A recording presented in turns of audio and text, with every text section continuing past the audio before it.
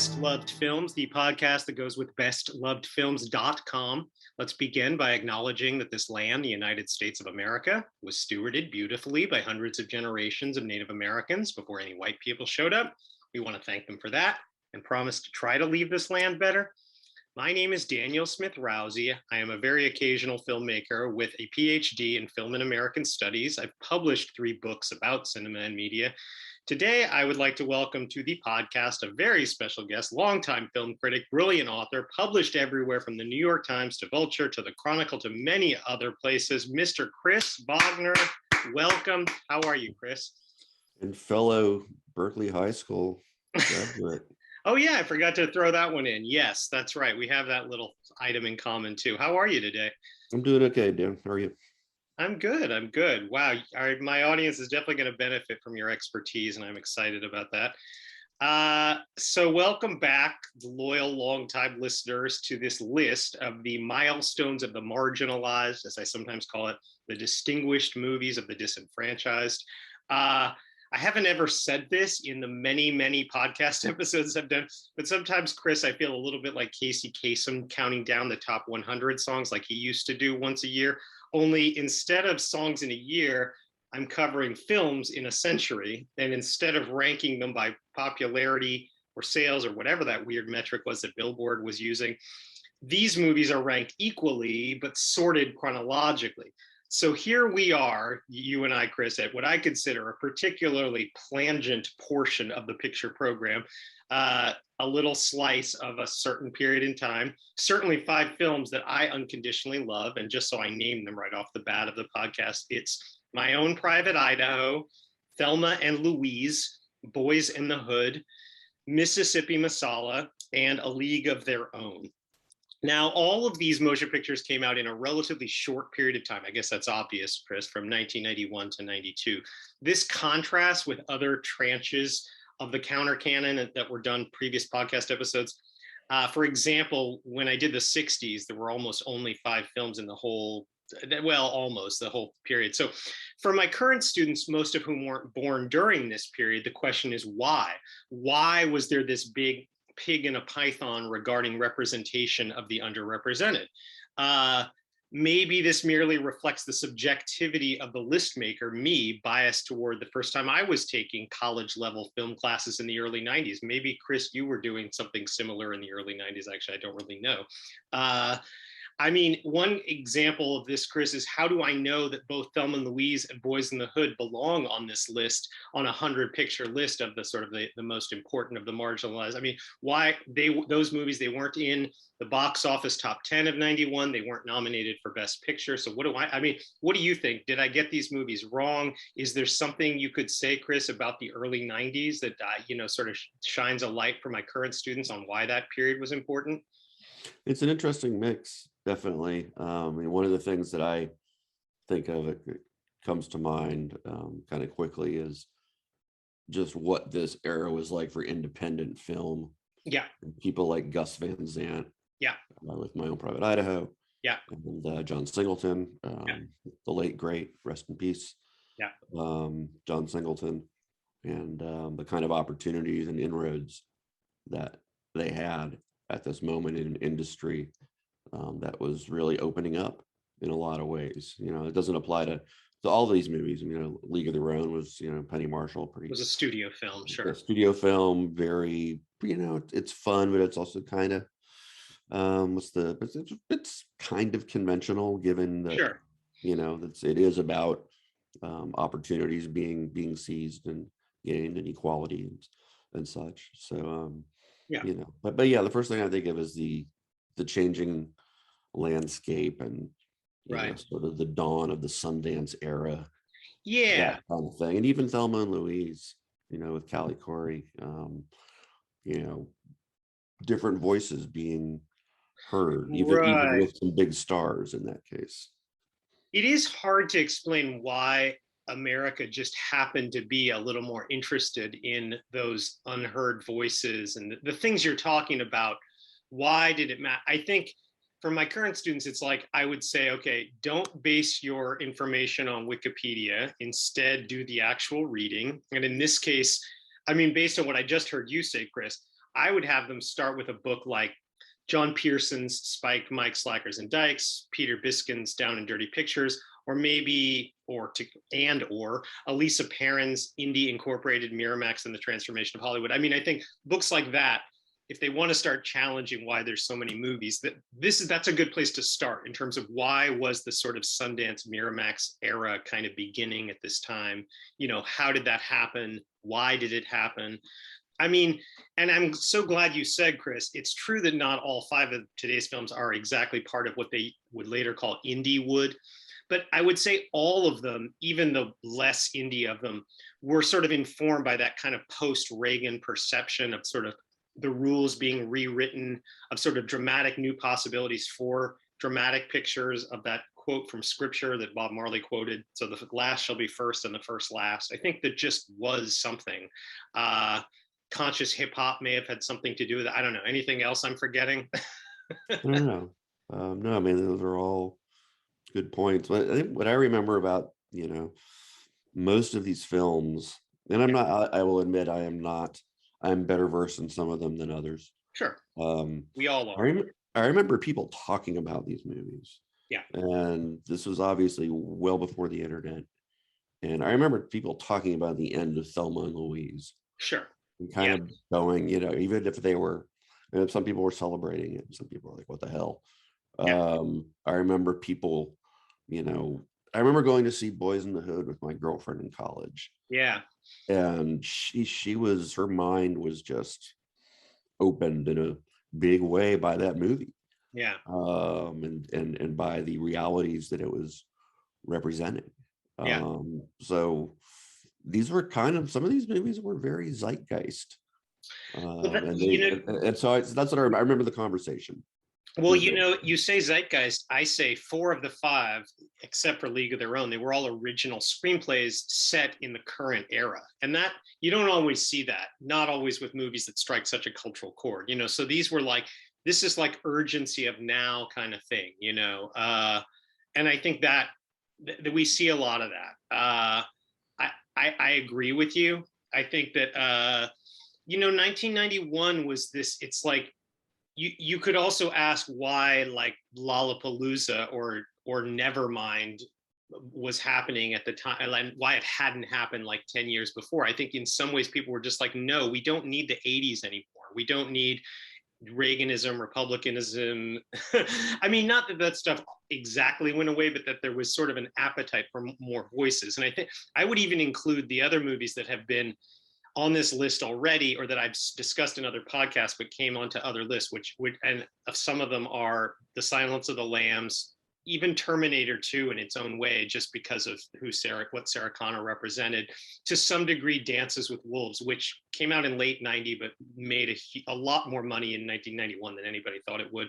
I guess what I'm saying is, I think that, I mean, and if you read those books, you'll see, look, these filmmakers were around. They just didn't, there wasn't the funding for these stories 10 years before, for whatever reason. There was, you know, Callie Curry was around, just, you know, or whatever. You know, it was hard to sort of break open the door. And then people like Spike Lee, Steven Soderbergh, others pushed open the door and made it seem much more possible. Like, let's get these unheard voices out there. I think, I mean, I guess it's hard, you know, there's not one answer, but I think those are all getting toward it. Do you agree with that? Yeah, sure. And I mean, and you mentioned, you know, I know this is not a politics show and we're not, you know, it's not why we're here, not but exactly. but just very briefly, I mean, you mentioned post-Reagan. Bill Clinton was very much new. I mean, Right. that's how Seemed like it. Yeah. That was sort of the wave on which he was elected. Something new. We need something new and fresh and handsome. And right. Yeah, Bill Clinton, for better or worse. Well, it's interesting. I even think that, like, when Thelma and Louise came out, what was from Arkansas in the wider culture? So in May of 1991, before America had ever heard of Bill Clinton, how much, my point is, I'm agreeing with you that Arkansas was something people hadn't even really been talking or thinking about, which I think helped Thelma and Louise in a weird way, or probably helped it in the script stage as well. Like, okay, here's a part of the country we're not even hearing from, you know? Yeah, but I'm agreeing with you. Yeah, it was like so yeah, he was also in his own way an unheard voice, you know, Southern Bubba. I mean, not, yes and no, but to some degree, yeah. So I think those are all good points. Yeah. I often say that the C list is an introduction. It's not a catalog. This is a whittling down of must-see movies into a chronological list that makes its own. When you do it this way, in this chronological way, it becomes its own kind of fits and starts story of steady inclusion and breakthroughs. When I looked at today's tranche of that list, I was struck by the fact that 4 are something like road movies. I don't know if you happen to notice this commonality, except for BOYZ N THE HOOD, all of them kind of suggest that answers can be found on the American highway to some degree. And I think that's an interesting thing too. Another minor motif is what New Yorkers call a bodega, the small store that sells liquor and other sundries. All 4 of the modern set films reference bodegas, but the significance varies. In BOYZ N THE HOOD, the liquor store, as Furious kind of explains it, represents almost like colonialist repression, while in Mississippi Masala, it represents freedom from such repression. That's where the family is working. So I think those are I think that's just a fascinating thing that I want to because it's interesting to find these tiny little motifs and things that keep popping up. I don't know. Anything else before I start to jump into the first of today's films? No, I want to figure out which of these ideas I can steal for stories. So please keep going. Please do. Yeah, well, and you know what, my last thing before I jump into the first of today's films, which are sorted chronologically by letterboxd, which doesn't always sort things correctly chronologically, but hopefully they have in this case. I do think that the ultimately the energy of the early 90s was a little bit like, hey, for 10 years now, you've been ignoring people like women, queers, Black and brown people. Some of them may have reason to be a little angry, and maybe you should just shut up and listen to them for a second. That's the energy I'm feeling from at least some of these films. And I like that. I'm here for that energy is what I'm saying, Chris. I hope you are as well. Okay, well, to that end, as I know I don't need to tell you, during the 1980s, no deadly crisis was more suppressed than that of the AIDS epidemic, routinely considered a gay disease, even as queer persons were mostly omitted from the media, TV shows, and movies. On a previous podcast, Chris, I actually had an argument with the New Yorker's Michael Schulman about Hollywood's gay representation in the post-Hays Code pre-AIDS period. So that's mostly the 70s, when studios had no restrictions on representing gay types. What my point, Chris, was there could have been 100, 200 movies about gay people, mainstream, if Hollywood had wanted in the 70s. They certainly didn't bother.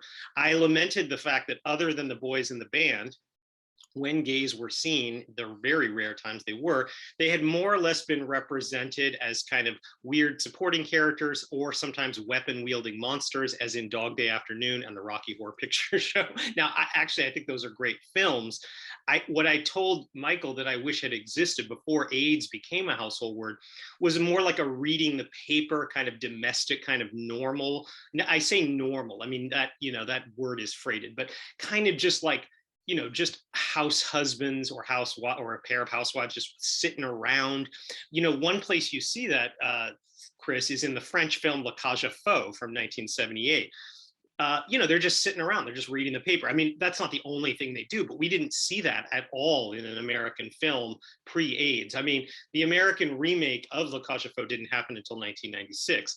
The thing is, what's interesting to me is Michael Schulman, who, proudly calls himself, a gay person, said he disagreed with me. He said that in the 70s and 80s, he reminded me on the podcast, look, there were debates about whether gays should even get married. Michael says, hey, I'm proud to be gay married, Daniel, but there were debates about that at the time. So basically, like, whether gay culture should even be this kind of mainstream culture, if that makes any sense. And when he said that, Chris, it reminded me of B. Ruby Rich, the scholar who rejected the 80s era push for these supposed to be positive representations of gay life. She had this article in a 1992 issue of the film journal Sight and Sound, where she also coined the term new queer cinema to celebrate these then recent films that challenged debates, blurred boundaries, exposed limitations, confused binary essentialisms around gender and sexual identity. So by Rich's definition, Chris, a film like 1985's Desert Hearts which I celebrated in my counter-canon as being this kind of first one about persistently positive lesbian coupling. For somebody like Rich, that's almost too grounded in societal norms, like let's reject more of like the dominant paradigm, So for Rich, he revered films that were kind of like queer theory and kind of like post-structuralist theory. Thank God you've been to Harvard, Chris, so that that this doesn't all sound so silly. The movies that Rich was hoping for were like, they foregrounded identity, sexuality as socially constructed, unfixed, fluid, permeable. Her favorite films underline their lead characters' challenges to patriarchal power structures with their own kind of challenging, counterintuitive formal qualities, as though to argue that the dominant language of cinema was inherently heteronormative. The leads of films that she named as great in the new queer cinema tended not to resemble the leads of, let's, for example, say movies like Wall Street or Bonfire of the Vanities. That she wouldn't have liked a film like that. Instead, they came from society's outgroups, outcasts, outlaws. I don't know. Any thoughts about anything I've said so far before I start to talk about the new queer cinema and why we're watching this one film from it? I'm curious what other films Rich celebrated. Oh yeah, well thank you for asking. I've got that list. It's right here. Todd Haynes' Poison, Lori Lynn's RSVP, Isaac Julian's Young Soul Rebels, Derek Jarman's Edward II, Tom Kalin's Swoon, and Greg Araki's The Living End. And I like that she pointed people to those films. I think that's great. I think that those were really important at this time, and I do think that a true cinephile will make it a point to study all of those and watch, and some of them are really great. From my perspective, Chris, while I was putting together this list, I found, looking at the relative popularity of those films and everything, I found it difficult to choose more than one film for this introductory list, not a catalog, so that's why I went with My Own Private Idaho, and I hope to be able to explain why I think it's as important and as good and as strong and as excellent a film as those, and why it happens to be the one representative. But yeah, she was into that kind of Andy Warholish avant-garde. I don't know. Yeah, any thoughts on that? Did I choose right, or which of those films I just mentioned should I have kept in here? I mean, I haven't seen all of them, to be honest. Right. I remember watching Poison. Yeah. I'm definitely a Todd Haynes fan. Oh yeah, me too. I remember that's when I was at Cal, and when Rich was teaching there, her good friend of mine, was really big into Isaac Julian because of Ruby Rich. Yeah. I had never, I'll be honest, I had never heard of Isaac Julian. So maybe this is back in the days, the pre-Google days, when it wasn't as easy to have heard of things, Right. Right. So it's definitely, it's a more adventurous than what we might consider, more mainstream queer cinema, like, for instance, Birdcage, which is a lot different than Poison. Yes. Well, I hope I'm not some big sellout to praise My Own Private Idaho. I guess let's get into that, man. Right. But yeah. Okay. Well, so let's go back. You said Gus Van Sant. Let's mention he was born in 1952 in Louisville, Kentucky, raised there, lived in Connecticut, Rhode Island, New York City, Portland, and Los Angeles, where he cobbled together his interests in writing, painting, composition, and cinema. In Los Angeles by the 80s, Van Sant found himself interested in the descendants of Penelope Spheeris's subjects of the decline of Western civilization, namely the kind of the down and out dregs and the dispossessed drifters of Hollywood Boulevard. So while Van Sant was working for an advertising agency in New York, he saved $20,000, which he used to make the black and white film Mala Noche, based on Walt Curtis's partly autobiographical novel about White Walt, a gay liquor store clerk in Portland who romances two young male Mexican immigrants. The film became a modest art house hit in 1985, leading to interest from several studios, including Universal, who eventually decided that Van Sant's ideas were too grimy, grisly, and gritty.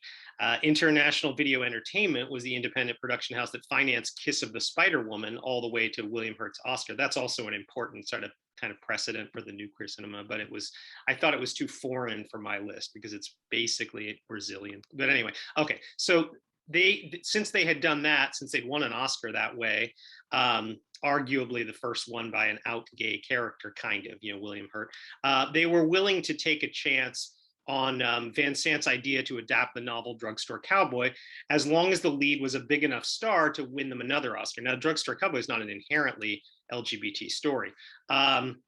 Since Matt Dillon had arrived via Rumblefish and the Flamingo Kid, his face had fronted a box office bomb in each of 4 years from 1985 to 1988. Dillon needed Drugstore Cowboy and successfully used it to revive his viability, even though he did not ultimately get that Oscar nomination. Released in '89, but set in 1971, Drugstore Cowboy was universally lauded as a kind of a worthy West Coast counterpoint to Midnight Cowboy, pretty much on every top 10 list of 1989, including Siskel's and Ebert's, but not on nearly enough top 100 lists today. I mean, it ought to be. I did consider Drugstore Cowboy for the counter-canon, but in comparing that film to Van Sant's next, Van Sant took more ownership, more chances, and a sort of a more radical run at representation of his own community. I wondered, Chris, did you ever interview Gus Van Sant? I'm sorry, I should just ask. Maybe you know much more than I do about these. If I did, it was for something like, I didn't interview for Good Will Hunting. This is gonna makes me cringe a little bit. I'm sorry. Favorite movie. I might have interviewed him for Finding Forrester. Oh yeah, I like Fighting. Okay. I don't know. I like that movie. It is what it is. Right. So yeah, I think I actually did talk to him for that, but I wasn't old enough during this, this period that we're talking about. Right. Well, okay. I guess unlike some filmmakers, Van Sant is not only out, but he's also out about his life. I mean, we sometimes we have to follow the clues for some filmmakers, follow the breadcrumbs. In his case, he's published things. He's published his thoughts about these things. So summarizing those, as a gay artist in his 30s during the 1980s, Gus Van Sant had lost his share of friends to AIDS, and he was well aware of the arguments about aggressive representation as regularly aired in The Advocate. He was wary of being sectioned off as only a quote unquote gay filmmaker, which was one reason that the non-gay Drugstore Cowboy had made sense for him as his next choice after Mala Noche. But after that film had resulted in dozens of offers, Van Sant, with the context of AIDS, still there, he became determined to take what might be his only chance to make something more personal and in fact too difficult for the major studios. So based on his wealth of experiences, Van Sant had at least 6 ideas for his next project, including one, John Rechy's 1963 novel City of Night, about gigolos who did gay activity but for pay, but disclaimed being gay. Number 2, centralizing a narcoleptic, which would make disability and dream logic something he could explore more. Number 3, a story of 2 Latinos who look for their heritage and travel to Spain, where one leaves the other behind. He had a treatment written up about that. Number 4, a middle-aged mentor to street hustlers who reminded him a little bit of himself, but more of like Falstaff, which in turn made him think of number 5, Orson Welles' Chimes at Midnight, and number 6, a modern Henry IV. So throw together all 6 of those ideas. The latter of them interested a Fox executive and some European backers who liked Shakespeare, although Van Sant eventually felt that his Falstaff and Hal, or in this case, Bob and Scott, would play better if their histrionics contrasted to their fellow hustlers' more modern dialogue. So Van Sant combined all 6 of these ideas into an original script that was rejected by so many executives that Van Sant came close to casting actual street hustlers. As with Drugstore Cowboy, Van Sant would probably need to get some kind of star on board, preferably 2 stars. I mean, that's kind of the way it was written for Mike and Scott, right? But compared to Cowboy, Van Sant's story leaned more queer, which made the entire Brat Pack, including Matt Dillon, lean the other way. In many cases, their agents probably just didn't even show them the script. As was reported in the case later of River Phoenix. River Phoenix would later say, my agent didn't even show me the script because it seemed like a gay script, One thing I notice, Chris, and maybe you can confirm this as well, I find that current students, it's hard for them to realize that in 1990, even just a same-sex kiss on screen was not just the only taboo. Just starring in a gay-themed film was considered career suicide at the time. I mean, you were basically, if any of these famous Brat Packers had said, yeah, let me sign up for what seems like a gay film, anybody working with them was telling them you're ending your career. I mean, do you agree with me that that context sometimes gets lost now? Yeah, I mean, certainly it's, I mean, I'll admit I haven't even thought a lot about it in those terms, and I don't know. Would you say that's different now? I I mean, would. Oh yeah. In fact, I'd say if anything, some of these guys are trying to get into gay themed projects to bolster their credibility. Very different from 30 years ago. I would argue. Yeah. I don't know. I do think the context has changed, and I love that it has. And one reason we're here is to celebrate a person like Van Sant for helping to make it more acceptable, right? Um, well, it's also another minor hero. I mean, not a huge hero, but fresh off Bill and Ted's Excellent Adventure, Keanu Reeves refused to rely on agents. He read his own scripts, despite Bill and Ted having just come out, and he liked Gus Van Sant's script, assuming he could play Scott, the straight man would-be Prince Hal. Either Van Sant or Reeves, I couldn't figure it out in my research, somehow got the idea for Keanu Reeves to personally deliver the script during the 1989 Christmas holidays by driving his Norton Commando motorcycle from Reeves's Canadian home to the recently purchased Florida home of River and Joaquin Phoenix. At that point, River Phoenix knew Reeves's amiability and sincerity from two films, one where they'd worked together in the cast and one in which Reeves had acted with Joaquin. River was impressed enough with Reeves's, transcontinental drive or whatever to agree to play the riskier role of Mike, the one who had in the script admitted to some gayness. Phoenix and Reeves each feared the other leaving the project and shook each other's hands, while Van Sant promised never to embarrass either or make them do a shot they didn't want to do. However, Phoenix was previously committed to starring in another film, Dogfight, and when that film took longer than expected, Van Sant's financier backed out of the project. Van Sant vaguely envisioned other actors, but as he would later explain in interviews and books, I mean, he has definitely written about this and written about River Phoenix, he felt that Phoenix was really irreplaceable. As Van Sant does not typically explain, however, this is where you look behind the history. His story of male street hustlers was actually saved, Chris, by another story of male street hustlers, namely the first film called Teenage Mutant Ninja Turtles, a huge hit for New Line Cinema during spring of 1990. New Line CEO Robert Shea earned that money, felt inspired by the profits of indie films like Sex, Lies, and Videotape and Do the Right Thing. He founded Fine Line Features with that money, and he made deals right after Teenage Mutant Ninja Turtles with using that money with directors like Jane Campion, Hal Hartley, and Gus Van Sant. You don't always hear about this. My Own Private Idaho was mostly filmed in autumn 1990 in Portland and other parts of the Pacific Northwest. Van Sant and Phoenix bonded over their love for Werner Herzog, with Van Sant using a few Herzogian techniques, while Phoenix based his performance on that of Bruno Schleinstein in Herzog's 1977 film Strohschek. Phoenix had been born in Oregon to indigent circumstances, so he based some of Mike on his own life. Everyone on set was impressed with the 20-year-old Phoenix's full commitment to playing this sort of messy, mucky, over-medicated Mike, but armchair critics would have more to say 3 years later about maybe Phoenix doing a little too much method, but I want to get to that after I summarize the film. Is there anything I've forgotten about kind of the pre-production of the film? And then we're going to segue, Chris, into sort of my description and then kind of the reaction to the film and, interpretation. Anything else about the production that you wanted to throw in there that I forgot? I think you covered it pretty well. You mentioned Dogfight, Yeah. which I think is kind of a lost classic. Oh, I love that movie. Lily Taylor's great in that, by the way. Yeah, she's fantastic. Throwing that out there. Yeah. Yeah, that's one that a lot of people, your students perhaps might not have. No, they haven't. They don't know it. That I think is just a beautiful film. It is very nice. Yeah. That's more in a River Phoenix vein than a Gus Van Sant vein. My Own Private Idaho begins with the dictionary definition of narcolepsy, a title card saying Idaho and Mike on a rather desolate northwestern highway, timing things, yelling at a rabbit, and suddenly falling asleep.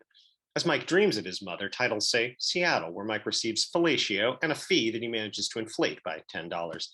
Mike's clothes, face hair, and demeanor mark him as a scruffy hardscrabble, whom we soon see scrubbing the sink of his next trick.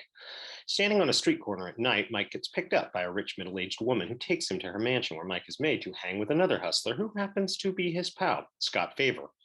As the woman seduces Mike, he muses on his mom and crumples narcoleptically. So Scott and another gigolo take Mike outside to a posh front yard where Scott covers Mike, speaks of his upbringing in such a neighborhood, speculates his father may see him as a threat, and leaves Mike there while he departs in a cab. In a certain sort of store, the many, many male models on covers of magazines come alive, led by male calls cowboy hat rockin' shirtless Scott, adorned by a subtitle saying Homo on the Range, praising getting paid compared to Mike, yet admitting at Mike's prompting that he, Scott, is going to inherit a lot of money. Below a statue near its placard, The Coming of the White Man, Scott tenders Mike like a pieta, tells him that during his latest sleep episode, the shady Hans drove him to Portland, takes him to a red-walled diner, denies selling Mike's body while he sleeps, hears Madonna's Cherish, and looks forward to seeing Bob, whom Scott claims to love more than his father or his mother.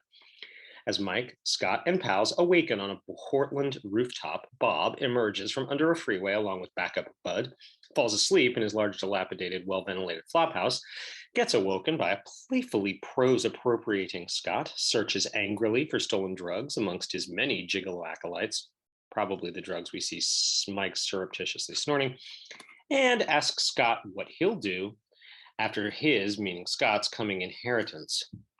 At night under a freeway, wearing matching overlarge pink robes, Bob and his acolytes mug some men for a box of cash, but Mike and Scott disrobe the robes, put on sack hoods, and mug the muggers with panache and fake swords, causing the cash and Bob and abettors to scatter.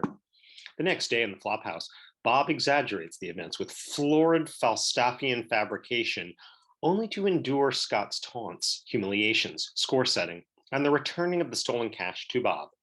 Police raid the flophouse, cause the dispossessed dissidents to disperse, and find Scott, who pretends to be in flagrante with Mike, lies that he hasn't seen Bob, and blows off a message from his father. In a wealthy office, Scott's father browbeats his son as a degenerate, but Scott responds with repentance and rhetoric but Scott responds with repentance and rhetoric redolent of Prince Hal in Henry IV, or what you might call Henry IV. In Idaho, on the apparent remote road of the opener, next to a sign warning tourists not to laugh at locals, Scott fails to start his motorcycle as Mike recognizes the road as one that, if you narrow your vision, looks like a face saying, "Have a nice day," a phrase that Scott repeats that night at a campfire with Mike as one that Scott's maid lived by. At that campfire, after Scott claims a guy can't love a guy, Mike insists he does love Scott. So Scott hugs him platonically. The next day, a Native American cop scares Mike into a dash and sleep, but helps Scott start his bike. Scott carries Mike into the cement block raised trailer of Richard, who we soon learn raised the person he calls his brother Mike, but Mike insists Richard is his father, even as he learns that his mother Sharon worked in a nearby family tree inn. There, Mike and Scott receive Sharon's forwarding address in Italy and run into Hans, who brings them into his hotel room, arranges for their baths and meals, behaves histrionically, and has a menage a trois, which we see as though in medium shot photos, although the actors are vibrating as though their breaths are held. As Boise Airport, apparently with Hans's money, Mike and Scott book a flight, and we soon see Mike awakening in Rome, stunned at the scenery of centuries-old structures. Mike and Scott take a taxi to a rural Italian farmhouse where Scott meets Carmela, who shares that Sharon taught her English but returned to America, prompting Mike's tearful breakdown and willingness to leave Italy. But Scott gestures he needs to linger with Carmela, whose sex with Scott is shot in that same style as if suspended in photographs. Mike is obviously overwrought over Carmela and Scott's budding romance, particularly after each, separately, tells Mike, "I fell in love," followed by Scott riding away with Carmela in a taxi and reading an important letter.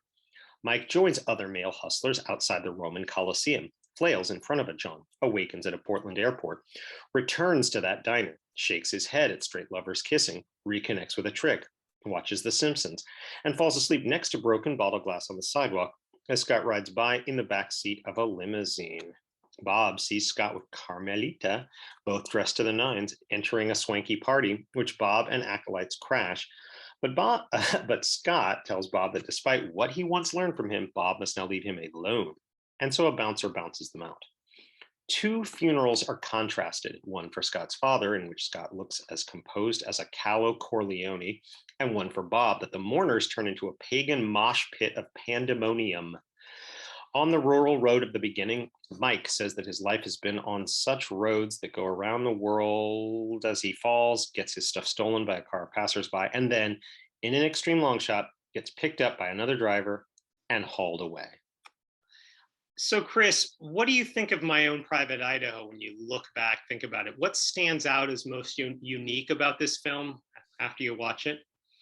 I think it's gorgeous for one thing. It's just a beautiful film, the cinematography and the way it captures the country in a way that I think very few films have been able to. I thought I think the Shakespearean gambit is really interesting. And we don't automatically think of this film as a adaptation of Shakespeare, right? But it really sort of is, in a way. And I think it speaks to how adaptable Shakespeare's universe is. I was trying to write a story recently. It's had a hard time getting any traction with anybody about how all these TV shows, that have been on now in the past few years are basically King Lear. Thank you. Succession, Yellowstone. I mean, exactly. How much more of this do we have to go through? So I thought Van Sant was very creative in bringing that element in as well. And it's always I don't want to, I'll say it's always very sad to see River Phoenix now, because he was such a good actor at such a young age, and such a natural. And I mean, it kind of always hurts a little bit. And of course his brother is now a fantastic actor. Yes. Right. Well, since you mentioned Phoenix, I want to get back to other parts of the film and the avant-garde nature of and kind of so many of Van Sant's filmic choices. But since you mentioned Phoenix, let me just fast forward to that. So I guess there must be somebody listening to this somewhere who doesn't know that Phoenix died of a tragic drug overdose on Halloween in 1993. Probably other people don't know that some people after that actually blamed Gus Van Sant for introducing Phoenix to this kind of life of barbiturate boosted bliss. I think that's awful. To blame Van Sant, or to say we shouldn't let Phoenix do this kind of method acting, or whatever. I mean, I don't even know. I think I just want to go on record as saying I think that's kind of terrible to blame. I mean, and by the way, Van Sant has written these long books of explanation, but just from my personal, I mean, maybe you tell me, how do you feel about that? How do you feel about people blaming Van Sant or blaming method acting or anything like that?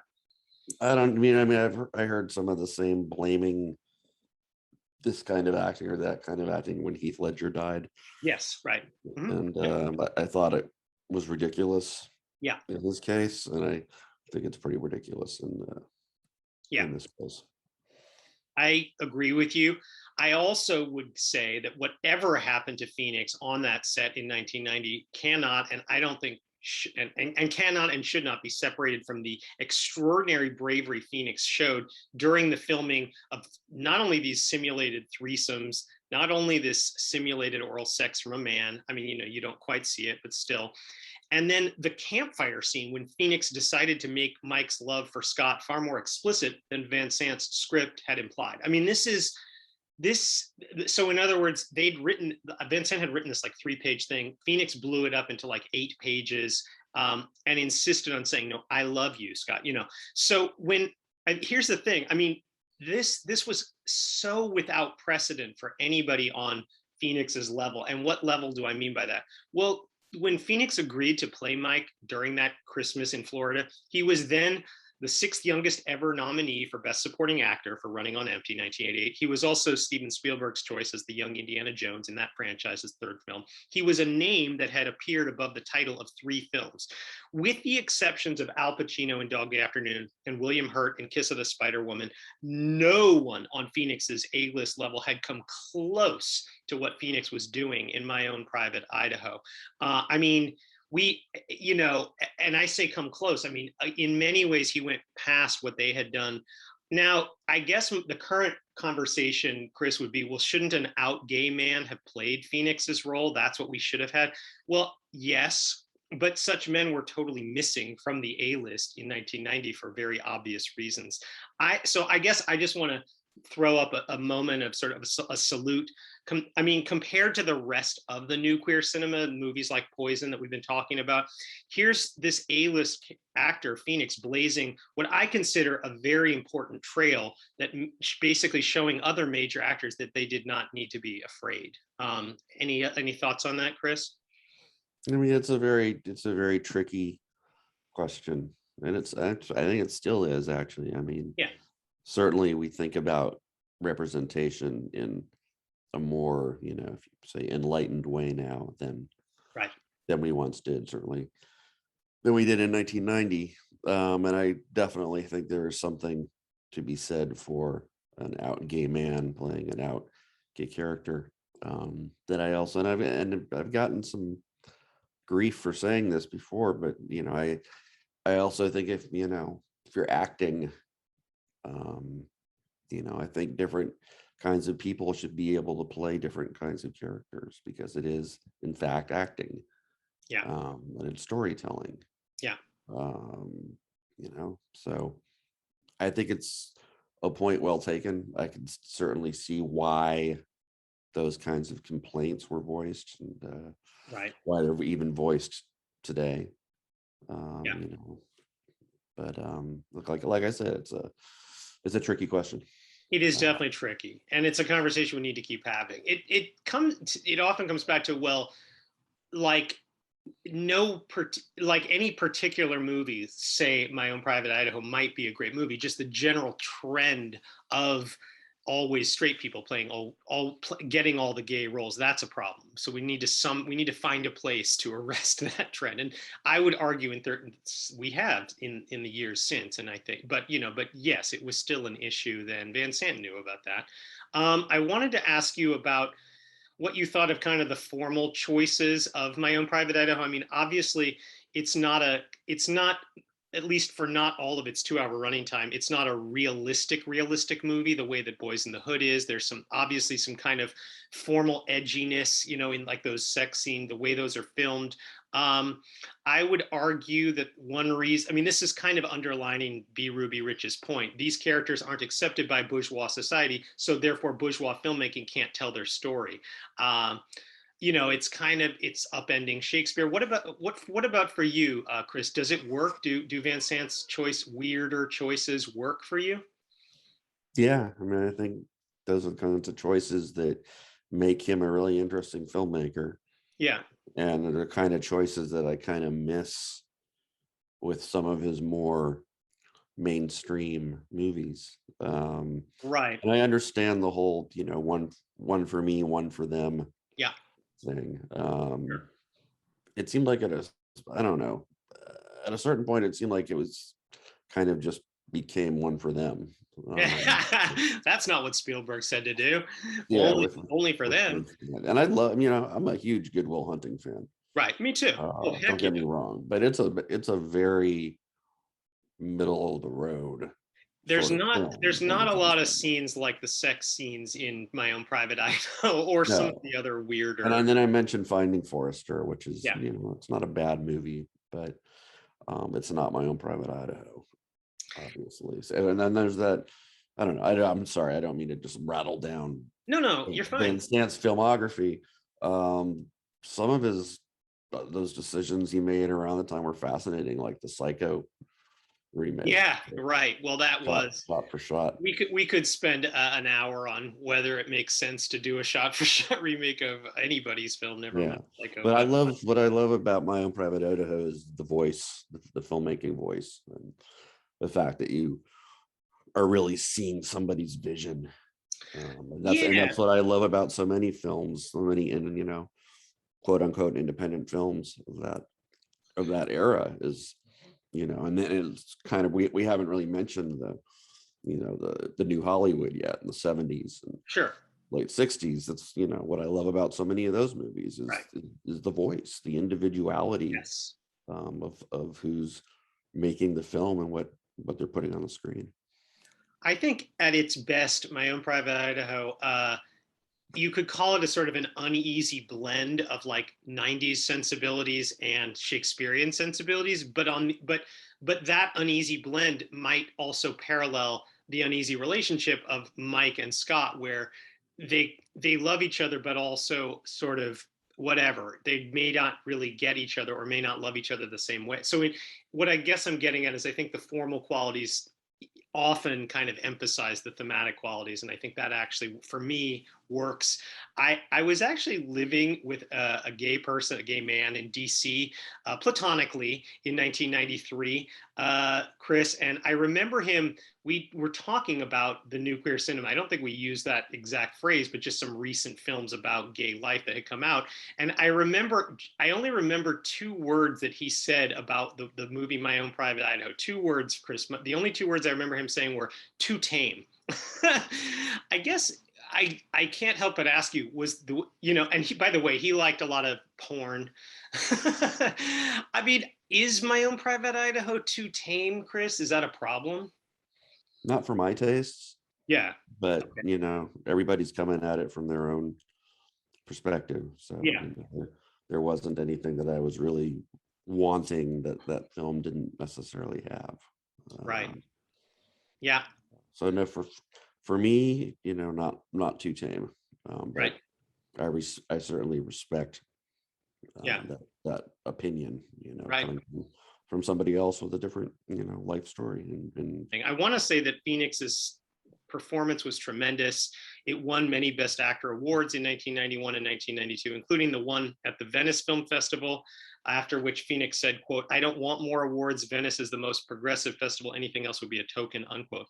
I want to put a pin in that quote because today's podcast is going to come back to that particular 1991 Venice Festival. And Chris, I know you're a Venice veteran, so if I slip in too much about that, you know, I apologize, but I thought it would be fun for you to think back on that, or it might be.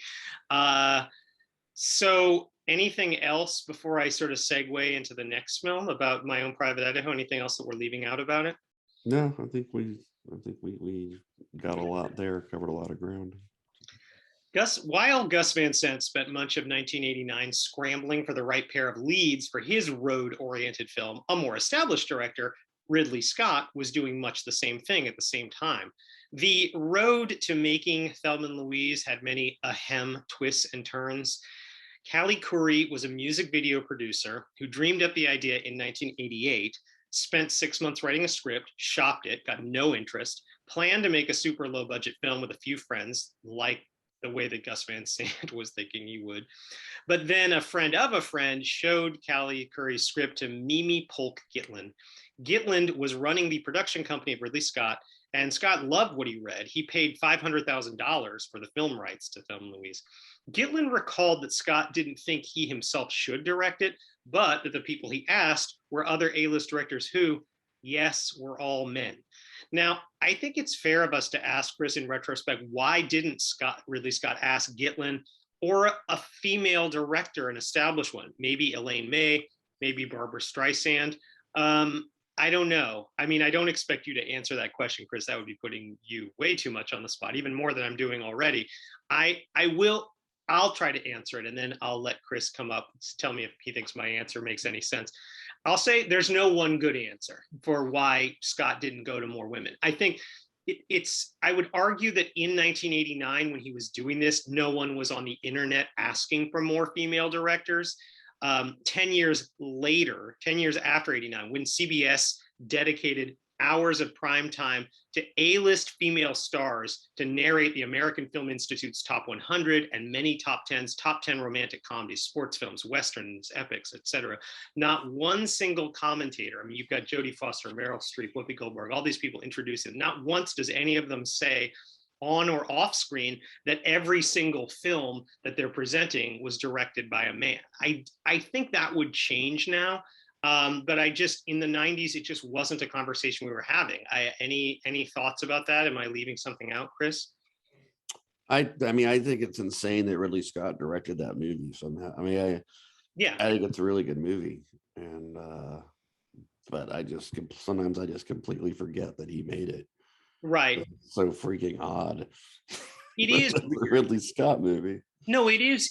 Well, he didn't even think he should direct it because he thought he didn't. He thought as a Brit, he maybe didn't know America well enough to make it or whatever. But that wasn't that. Well, that's what's funny is that I mean, I don't know though. This idea that he should have presented it to one of the 3 or 4 or 5 working female directors. I mean, should he have? Yes, of course he should have. Why didn't he? I mean, I don't know. You know, like I say, it wasn't really a conversation we were then having, and it should have, and it wasn't being had 10 years later. So I don't know. I mean, what can we think of what did you think of my terrible explanation of why it never happened?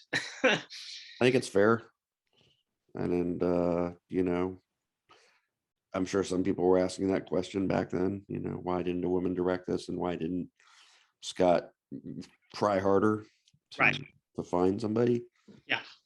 What I don't remember, and it just real quick, I don't remember at the time a lot of people saying, you know, oh, this is horrible. You know, that he made this choice or that choice.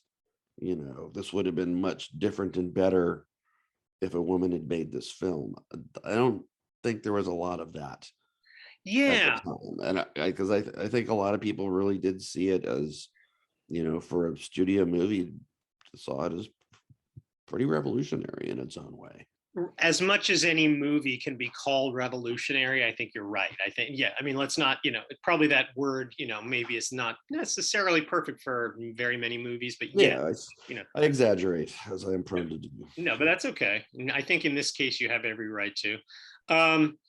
Back to the how this movie got made, how it got made the way it got made. So Mimi Polk Gitlin, running Scott's production company, went looking for a studio, and none of them were willing to commit to what they thought looked like kind of a weird rape revenge yarn that nobody would want to see. So the 1989 Oscars, which celebrated the films of 1988, wound up as determinative.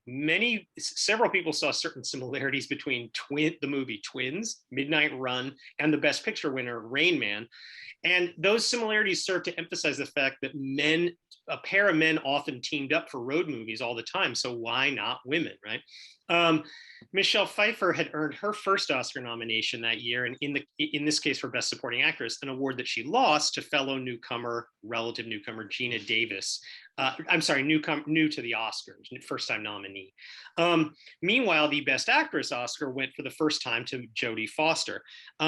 Pfeiffer got wind of the Thelma and Louise script, and she contacted Foster. The two of them signed on enthusiastically, and it was actually Michelle Pfeiffer who convinced Scott to direct the picture. But even with Scott on board, studios kept wavering on the budget and the script until finally Pfeiffer and Foster left for other projects. As I discussed on another podcast, Jonathan Demme had been begging Pfeiffer to play Clarice Starling for a year, but Pfeiffer thought that the script for The Silence of the Lambs was way too sordid. Unlike Jodie Foster, who lobbied to play Clarice for more than a year before Demme cast her, and then she walked away from Thelma and Louise. So speaking of lobbying, Geena Davis had been lobbying for the role of Thelma for more than a year. She was offering to take a lot less money than Pfeiffer wanted, so they ultimately cast her and a fellow low ball, a person who was also willing to take less money, which was Susan Sarandon. MGM's $15 million for the budget sounds like a lot of money, but Ridley Scott had to stretch it by working relatively cheaply during that summer of 1990. And I didn't know this until I did research, Chris. Did you know that all of those like Arkansas and Oklahoma scenes are all filmed in California in places like Bakersfield and Tehachapi? Did you know that? I did. It doesn't surprise me, but no. It kind of surprised me. I have to say they did a pretty good job making it feel, I don't know what, authentic. I mean, I at no point am I thinking, wow, we're in Bakersfield, even though that little moment where they drive through the oil field thing, like where Brad Pitt goes, hey, isn't that a cop? And, Louise is like, uh-oh, and she sort of, diverts the car. That should have told me. I should have seen that and said, wait a second, I know that from like the Central Valley of California, but I didn't realize it. The big expenses came when production moved to Moab, Utah to fill in for New Mexico. Ridley Scott wanted to echo John Ford's geographic flexibility as well as evoke Ford's elusive American ambition. Scott also had the much less defensible idea of trying to release Thelma and Louise during the same Valentine's Day 1991 weekend as The Silence of the Lambs. But the reason that didn't happen is that MGM was bankrupt at the time and had to like recover costs before they could release anything. So they wound up pushing it. They pushed all their product until at least summer 1991. And that's when it came out, early in that summer. Thelma and Louise begins on a lonesome, power blues infused, black and white rendered Western highway that becomes colorful as we cut to an Arkansas diner where Louise serves customers, warns two young women about smoking killing your sex drive, smokes on her break, and calls her friend Thelma to confirm weekend plans. Thelma tells Louise she'll ask her husband Daryl for permission, chickens out, gathers her mess in a music montage, greets Louise, who is pulled up in her turquoise 1966 convertible T-Bird, takes a Polaroid selfie with her, gets in the car as Louise pulls out, puts Daryl's pistol in Louise's purse, and confesses that she didn't ask his permission after all. Thelma insists on stopping for a drink, so Louise pulls into a lively honky-tonk roadhouse bar where the two women drink and discuss letting their hair down. A hard-charging hombre, Harlan, hits on Thelma, dances with her, takes her out to the parking lot for fresh air, puts her on a car hood, demands a kiss, demands more, gets resisted, slaps her while saying he isn't going to hurt her, and reacts to her slap back by punching her, flipping her over, and pulling her legs apart until Louise shows up with the gun in his face. As Thelma skitters away, Harlan says, quote, "We were just having a little fun," unquote, prompting Louise's, quote, "In the future, when a woman's crying like that, she isn't having any fun," unquote. When Harlan says he should have effed her and also sucked my cock, Louise loses it and shoots Harlan once as Thelma trembles, retrieves the car, and transports them away.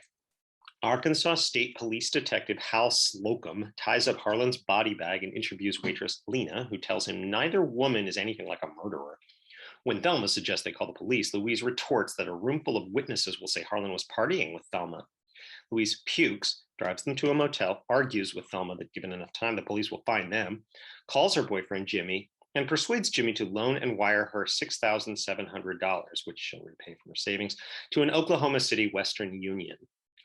Thelma's knee bruises bulge visibly as she lies recumbently poolside until Louise picks her up, drives her away, explains she's going to Mexico, and asks Louise what she's going to do. At a truck stop, in contrasting pay phone calls, Louise confirms the Telegram Hotel with an indulgent Jimmy, while Thelma calls her indignant husband, who, between football plays, demands Thelma's immediate return and gets told to go F himself. A handsome grifter, JD, hits up Thelma, but Louise chases him off to get gas and to get Thelma's decision to come to Mexico. Louise wants away from Oklahoma to Mexico without going through Texas and without explaining to Thelma why she can't go to Texas. At Thelma's insistence, the duo pick up JD, who asks Thelma many personal, flattering questions, remarks that Daryl sounds like an asshole, and points out an approaching cop, prompting Louise to divert the T-Bird through enigmatic twilight shots of oil derricks. At the Oklahoma City motel, as it begins raining, Louise gives JD the heave-ho and Jimmy a surprise hello as Jimmy handles booking a second room, hands over the $6,700, and heart-to-hearts with Louise over many things. Thelma, in charge of the money, reluctantly lets JD in out of the rain, plays games, asks about his past, and watches as he uses a hairdryer to reenact the robbery that put him in prison.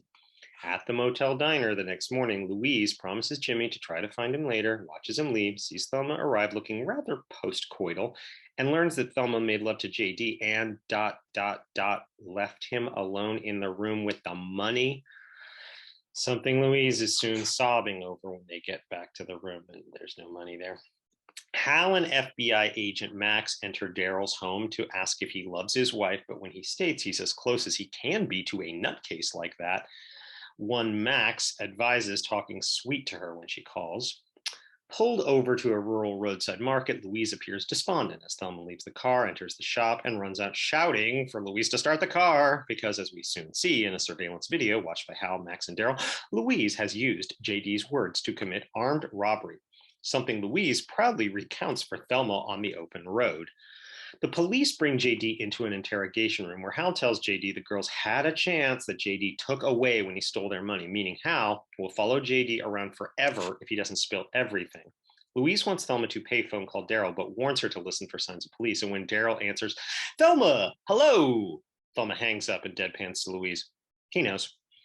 Louise calls back, asks a disingenuous Daryl for a detective, and speaks to empathetic Hal, who says they're only wanted for questioning and they probably can't make it to Mexico, causing Louise to hang up and explode at Thelma for telling JD where they're going. In Arch-esque National Park, the duo fight about Thelma's guess that Louise was raped in Texas and get pulled over for doing 110 miles per hour by an officer who pulls Louise into her car and gets surprised when Thelma puts a gun in his face and puts air holes and the cop in his trunk.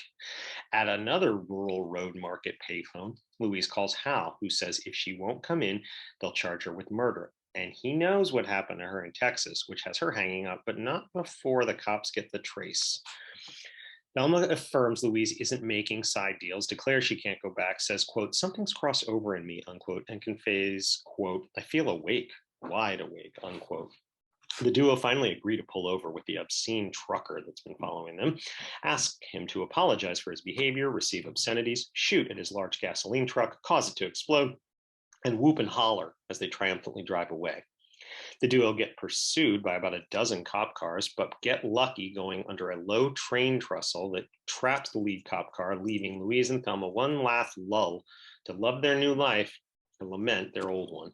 Louise almost drives the pair into a canyon that may or may not represent the border as a helicopter surprises them and causes them to back up a few hundred feet to be surrounded by police cars who warn them to surrender or be shot. Thelma tells Louise, "Let's keep going," meaning over the cliff, causing Louise to cry, "You sure?"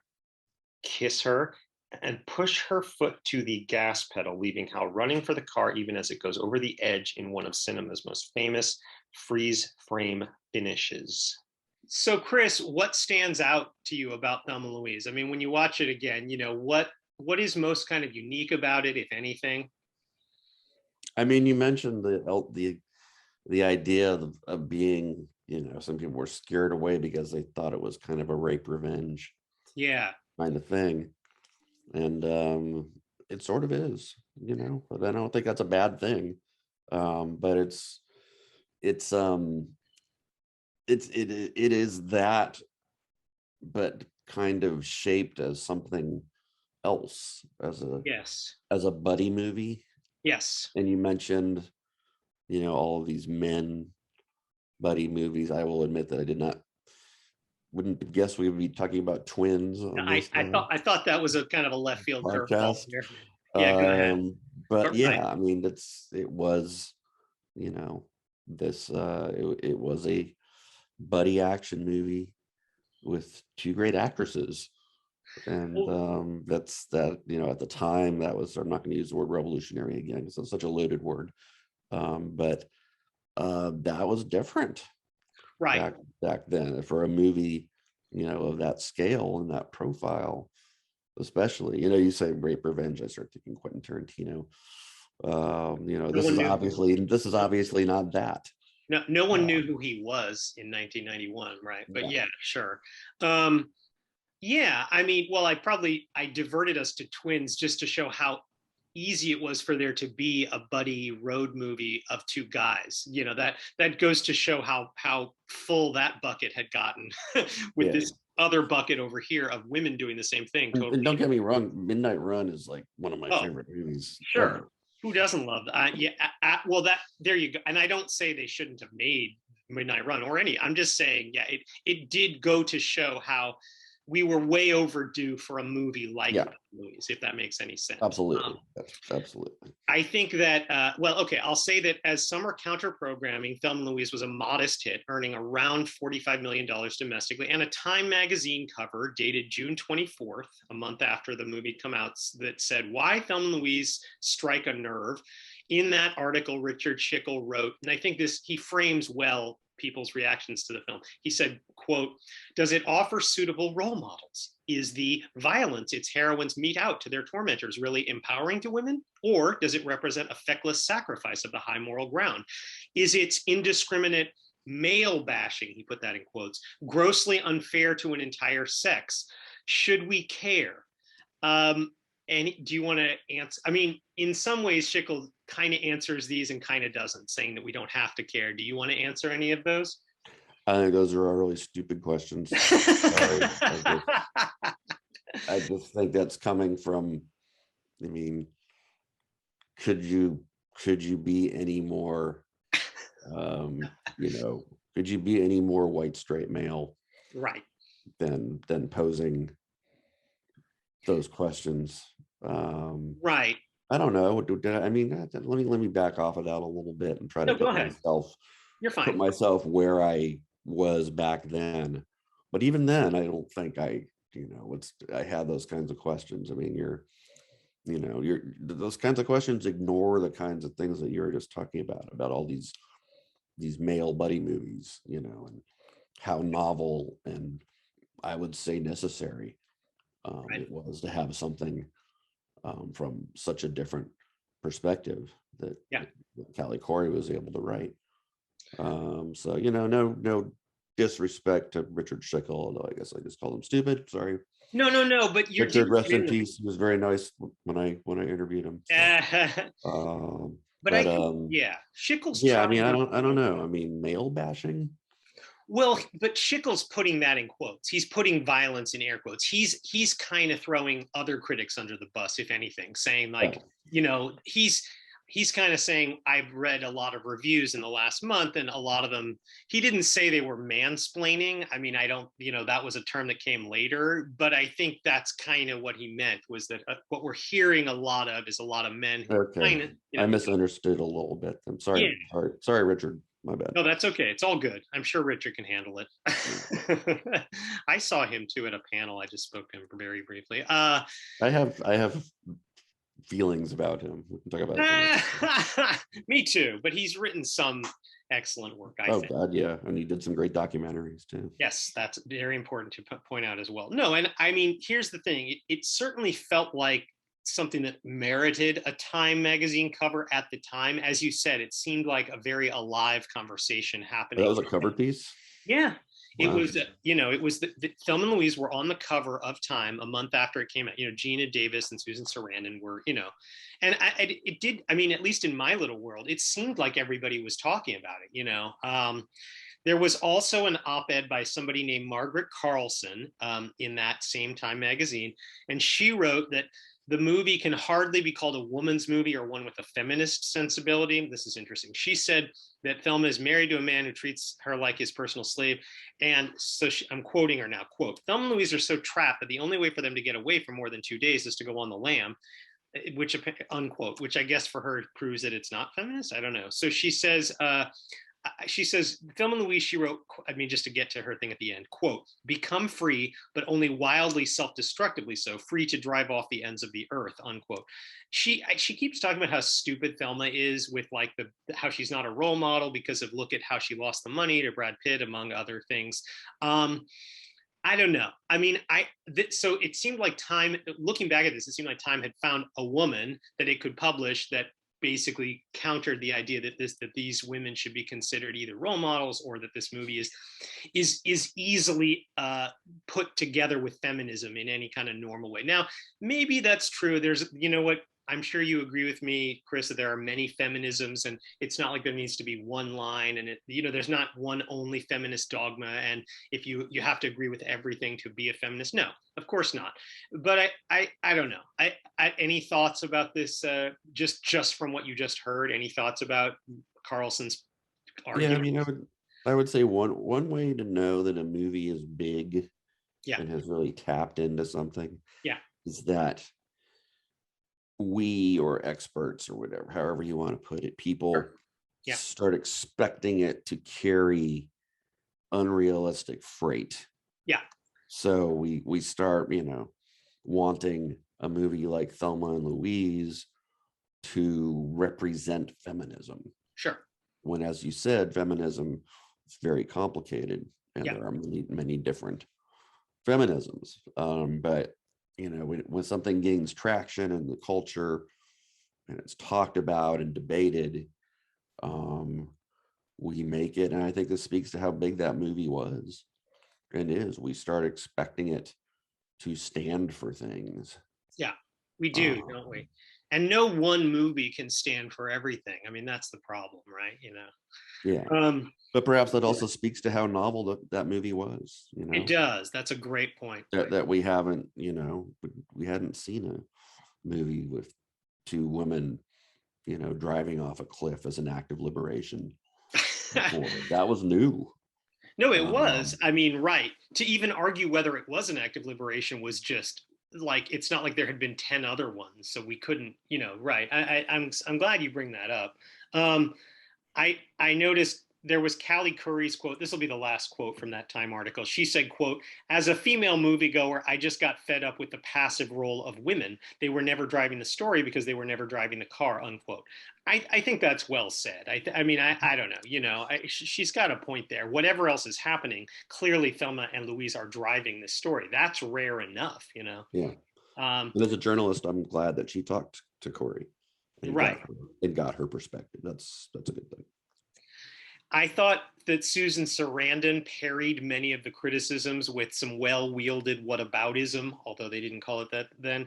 She said that some people had objected to this is later now, this isn't in that Time article, this is just Susan Sarandon over the years. She said, look, some people objected to the final shot, but she'd never heard anyone make a similar complaint about Butch Cassidy and the Sundance Kid's final shot. She said some people complained to her about rape revenge, or even not quite rape revenge. Some people complained to her from the other side that, like, why wasn't there an actual rape, whatever you want to call what happened. It's clearly violence, but anyway, so some people are like, it was too tame, the moment that provoked Louise to shoot this Harlan guy. She's like, listen, here's Susan Sarandon's point. I don't hear anybody complaining about the violence in, like, James Bond movies, Rambo movies. So you better start showing me how those movies, you don't like the violence in those for some weird minuscule kind of like procedural reason, and then I'll come back to why my character shouldn't have shot Harlan in that scene, or not the same way, or whatever. She also said, I'm just trying to run through what she said. Some people called the film anti-men. She found that laughable. She mentioned that I find that laughable too. yeah. Well, you know what belies that argument the most? The credits. The cast is mostly men. The two largest male roles, Hal and Jimmy, are totally supportive of Thelma and Louise. Another thing she was asked about is the kiss at the end. She takes credit for that. I don't know. You've probably seen the Celluloid Closet, the documentary, and as you remember from her on screen, she's like, "Yeah, I improvised that." But she also says in that documentary, she says, "Look, I mean, I'm kind of paraphrasing what she says on camera there, but she says, I'm more or less quoting her. She says, look, when you're about to go off a cliff with someone, I don't think you're making a pass at them."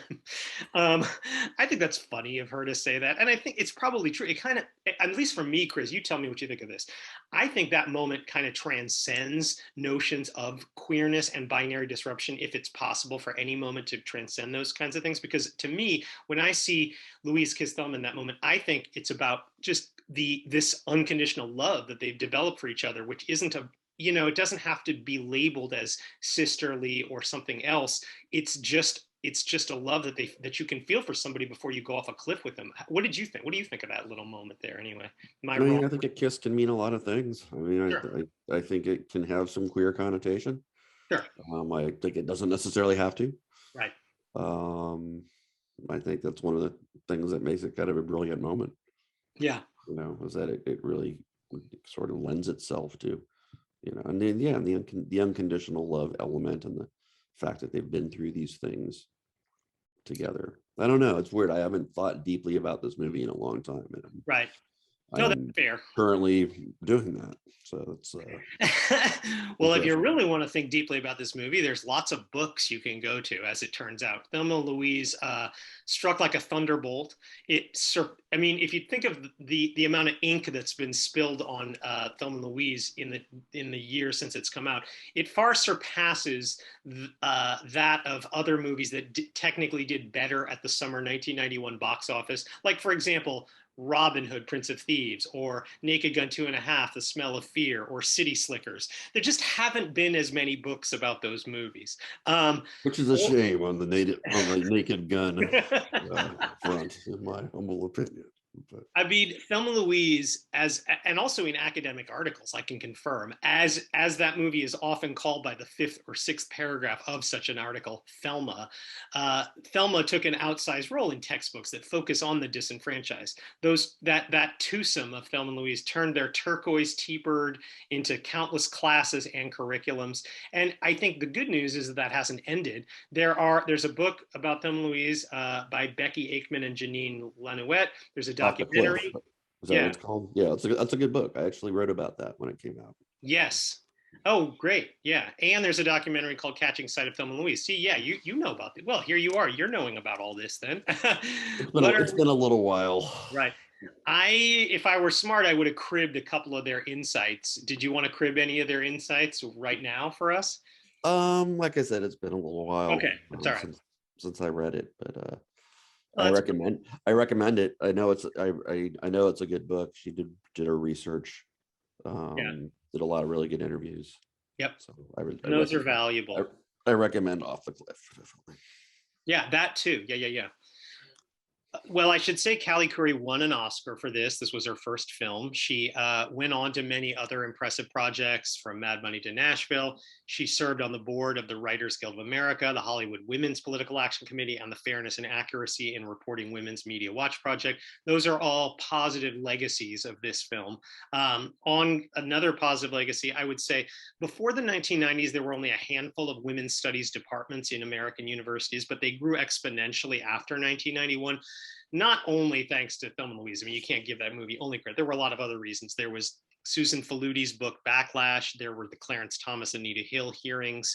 I mean, Faludi's book is like, it made this very systematic case against Hollywood's independent so it was saying that there had been all these single women, like powerful professional single women in the 70s, and then there was this revenge on them by the 80s.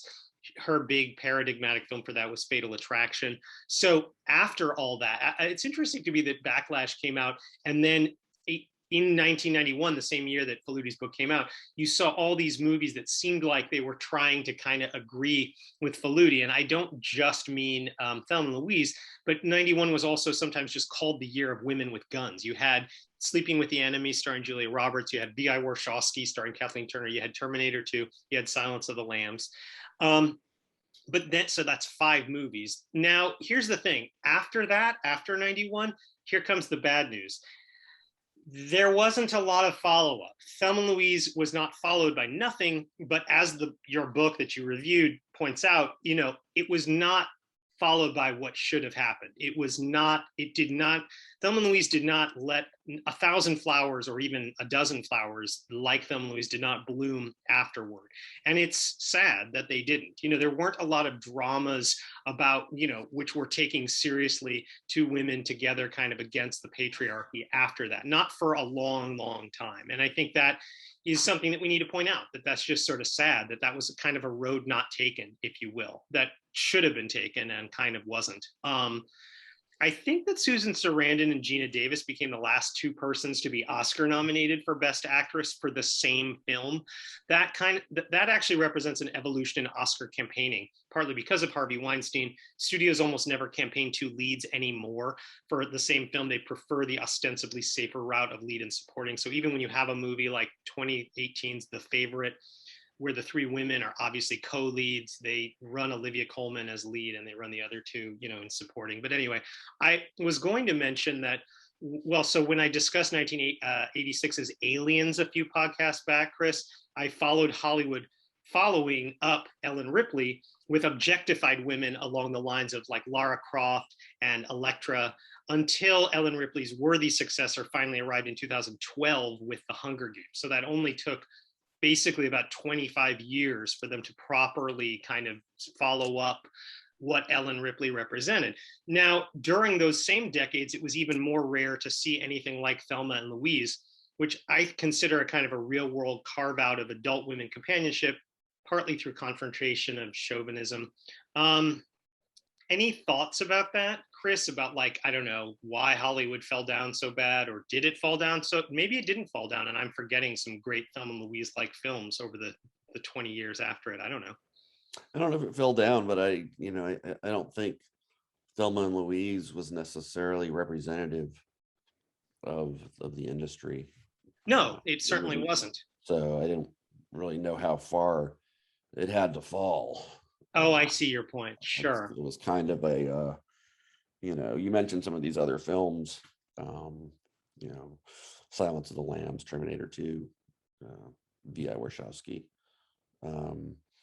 But I don't really think there was like a trend toward strong female representation necessarily to fall off. Well, what I noticed happened is that, well, okay, so Thelma and Louise, as I just mentioned, there were many feminisms. We sort of agreed on that. At the same time, Thelma and Louise left a whole lot of other confrontations of the patriarchy, on the table for another movie, which, I mean, they couldn't do everything. They covered date rape. They covered Playboy decals on mud flaps.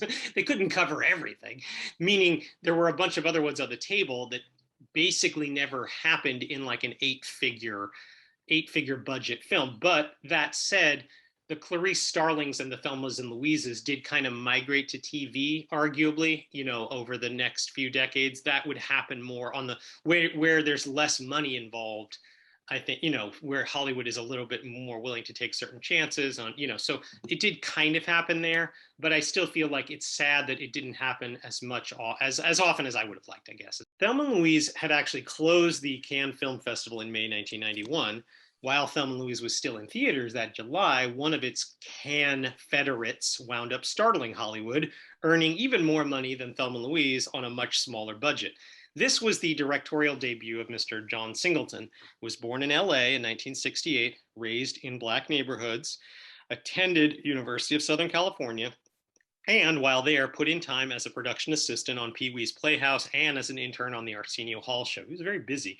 In the midst of all this, Singleton applied for USC's filmic writing program by submitting 3 ideas for scripts, not utterly unlike Van Sant submitting ideas to Universal. One of Singleton's ideas eventually became BOYZ N THE HOOD, accounting for one of the 2 Jack Nicholson Writing Awards that Singleton won at USC while at the school.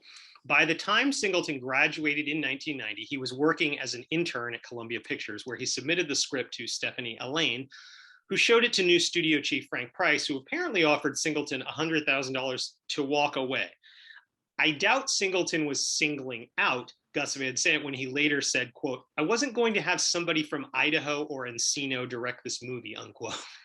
I don't think he meant Van Sant, but I think he made also a great point with that, okay, so in mid-1990, Singleton was singly fortunate that Frank Price, running Columbia, they were looking around for a sort of a West Coast do the right thing, and they were willing to listen to Singleton's pitch and his optimism that he could cast Lawrence Fishburne and other upcoming Black talents based on his having met them in those recent jobs that I just mentioned, which, that was already kind of audacious of him.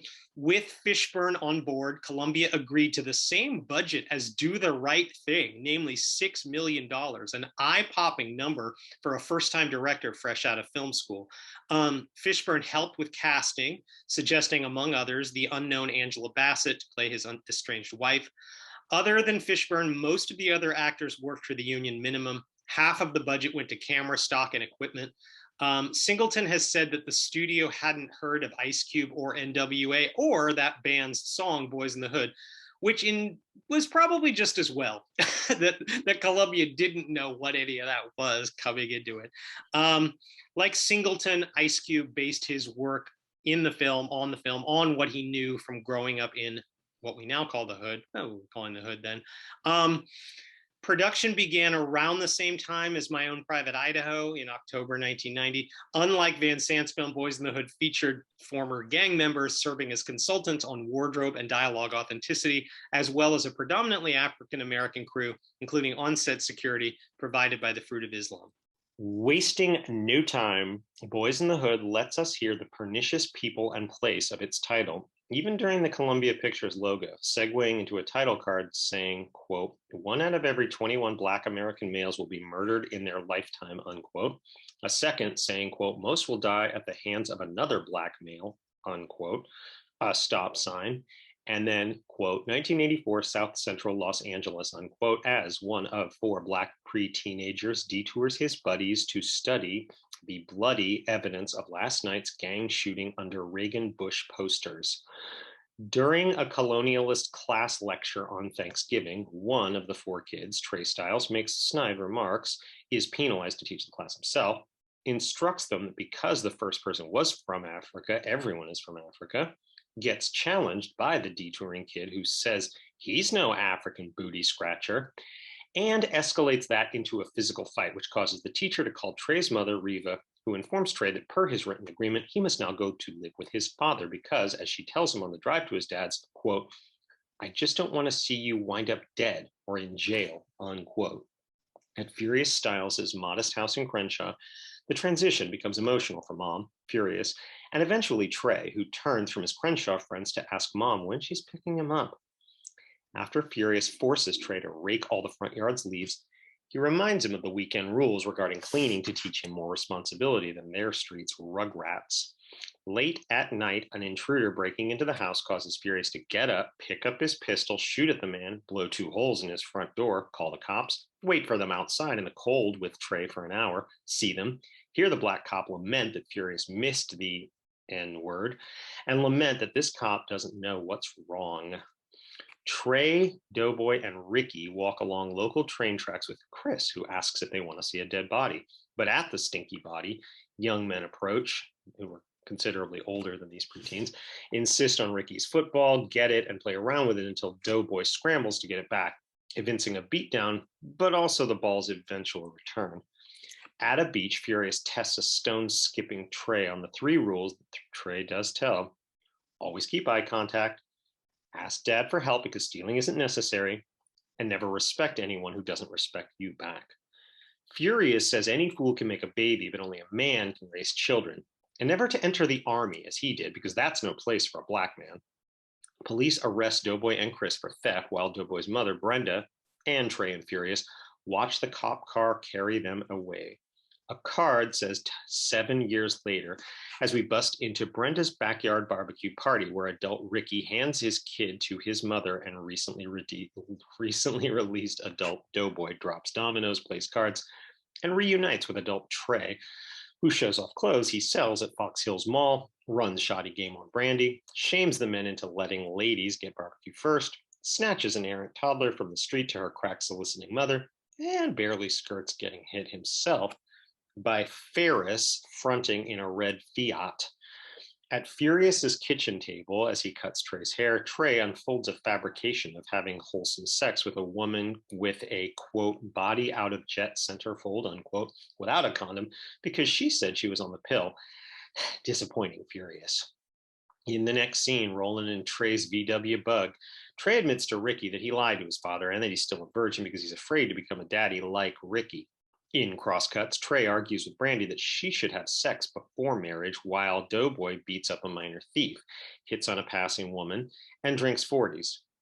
In a strained phone call, Reva derides Trey's phone etiquette and demands from Furious that Trey come to live with her, to Furious's opposition. Doughboy and his past pals are pushed off Brenda's couch and onto the porch because of the arrival of a football recruiter from USC, who tells Ricky he likes him, and only needs him to take the SATs, which we soon see him sweat in a library alongside Trey and Brandy.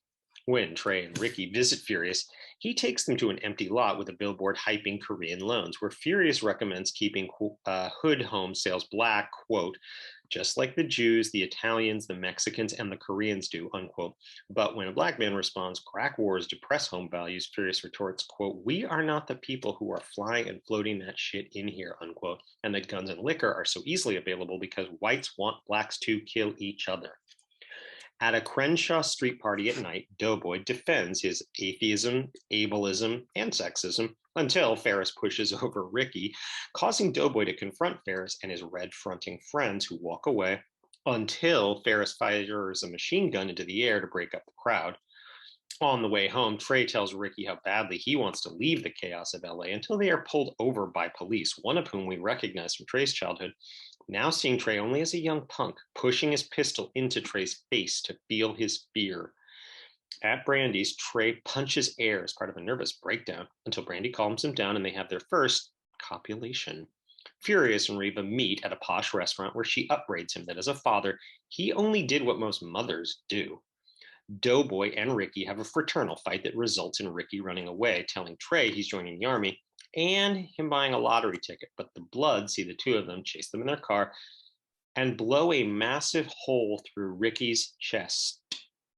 After a blood-soaked Trey and Doughboy carry Ricky's bleeding corpse to Brenda's house, she freaks at Doughboy as Trey crosses the street to his house, shoves away Brandy, finds a pistol, and gets stopped at the front door by Furious, who finally prevails upon his son to give him the gun. That night, Doughboy and his deputies drop off Trey and drive around until they find Ferris and friends at a fast food place where they gun them down. The next day, a newly ruminative Doughboy sits on Trey's stoop, musing about network news, ignoring his neighborhood, and the brother he no longer has, but Trey hugs and assures him that he still has a brother. Titles tell us Doughboy was murdered 2 weeks later. The Trey and Brandy wound up at Morehouse and Spelman, and in blackness, titles say, increase the peace. Should we just go now to what you think of this movie? What stands out to you about it? Should we do that? I love Boys and it's one of my favorite movies, and it struck me at a certain time, both in my life and in what was going on in the world. It just really hit a note, and I was primed for it. I mean, I was, I'm a big NWA fan. I was a big NWA fan. Me too. I'm a big Ice Cube fan. Even, I see problems, with some of his stuff sometimes, but I just think he's a very incredibly unique talent, and one of the all-time great rappers. But more than that, it was just, man, the sense of place in this movie. He got so much out of that budget. Yes. And he just knows this world. Yes. He knows the streets. He knows these people.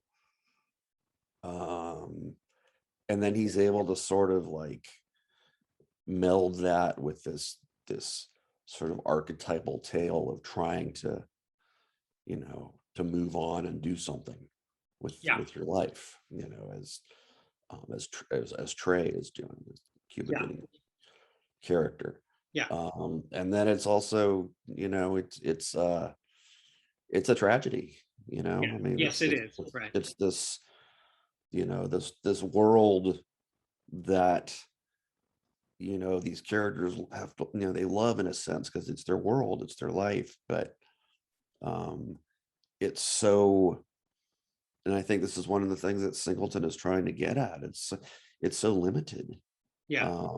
In so many ways, and so dangerous, and so literally lethal. Yeah. That final moment where you find out that Doughboy's been murdered. Yeah. He just disappears. Yeah. From the screen. So, I mean, you get chills thinking about it. So yeah, I mean, this was one that it hit me hard then, and it still hits me hard. He took that moment. I mean, Singleton's the first person to admit this. He took that moment of Doughboy disappearing from the screen from Stand By Me. Like he literally, and in fact, he Stand By Me was a referent for him in terms of like four kids Yeah, finding out a find whole you want to see a dead body yeah. thing, And, and near the yeah, beginning. and Singleton said, "This is what happens in my neighborhood when you go see a dead body. It's not as easy as it is in wherever Stand By Me." And Yeah, it's interesting to go back to that because River Phoenix is the character that disappears, and it's kind of hard to watch Stand By Me now for that reason. You see yeah, River Phoenix fade, and you're like, "Oh crap," But anyway, yeah. yeah. Um, yeah, everything you said. I mean, it's funny to think about how, I find that the history of hip hop movies gets a little erased by the current generation. Like they know Do the Right Thing, they know Boys in the Hood.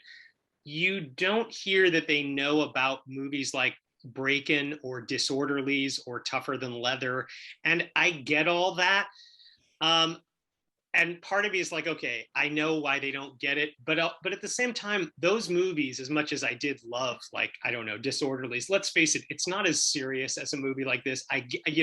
This movie has the sobriety and the urgency that we now associate with a more conscious hip hop that was happening in the wake of NWA and Public Enemy and KRS-One, and I mean stuff I don't have to tell you. I know this stuff well. And it did. I think what I'm hearing you say is it felt like a story that only an African American from that neighborhood could possibly have told. And I think you're right. I mean, if you're saying that, I agree with you. Then kind of, not to, sorry to interrupt you, No, but no, then no, I I'm was done. just thinking about this even before we started this segment. So what makes it different than Thelma and Louise? Why is it okay for Ridley Scott to direct Yes. Thelma and Louise while we're saying that Good only question. a John Singleton could Yeah. direct Go Boys ahead. in the Hood? Yes. I I don't. don't have an answer. Yeah, I don't know. Well, maybe Thelma and Louise would have been better if somebody else if a woman had directed. I don't know. I mean, I can't for sure say that. It seems like Boys in the Hood is it's sort of a more personal film. It just plays on a more personal canvas. I think it just feels like, I don't want to say an auteur, but it just feels, because I sort of have mixed feelings about auteurism, but it does feel like this is something that, this is a guy saying, here's the way I see it, in a way that Thelma and Louise isn't necessarily saying. I mean, but it's beautiful what Singleton is saying. Yeah, it's made, and I don't want to sound corny, but it's made with love. It is. It really is. And you Which sense makes that. the tragedy hurt even more. Yes. The fact that it is made with that love. Yep. I wanted to, I mean, so I want to quote the American Film Institute's entry on their website about this film, because I was learning some things that I was relearning some things I'd forgotten. So they quote the Hollywood Reporter from July of 1991 saying that the Coalition Against Media Racism in America, or CAMRA, CAMRA, called for a boycott of Boys in the Hood, as well as three other movies right then in theaters: Spike Lee's Jungle Fever, Bill Duke's A Rage in Harlem, and Mario Van Peebles' New Jack City. And this group claimed that they were, quote, a spate of violent, stereotypic, and inflammatory films launching the second era of blaxploitation, unquote. Now, you might ask, who is in this camera? Well, some people from the NAACP, some leaders from them, some people from the Nation of Islam, the Coalition Against Black Exploitation, some people from the Rastafarian community. I just think it's really fascinating to look back at this history when Black leaders were sort of disagreeing. Here we are, Chris. It's the first time ever that there have been four movies. I mean, since the 70s. But even then, I'm not so sure that during the blaxploitation era that you had four movies directed by Black people in theaters all at the same time. So here's that milestone happening. And then at the same time, you've got these leaders. I mean, I guess I'm saying I find that kind of extraordinary, and kind of, I don't know. I mean, you mentioned the tragedy of this film. You're right. This is a tragedy. I also think there's something somewhat tragic about this meta narrative that I'm spinning for you, where you've got Black people kind of disagreeing with each other, saying, acting as though this is a new era of blaxploitation. I don't know. I mean, any thoughts about that? Those are different.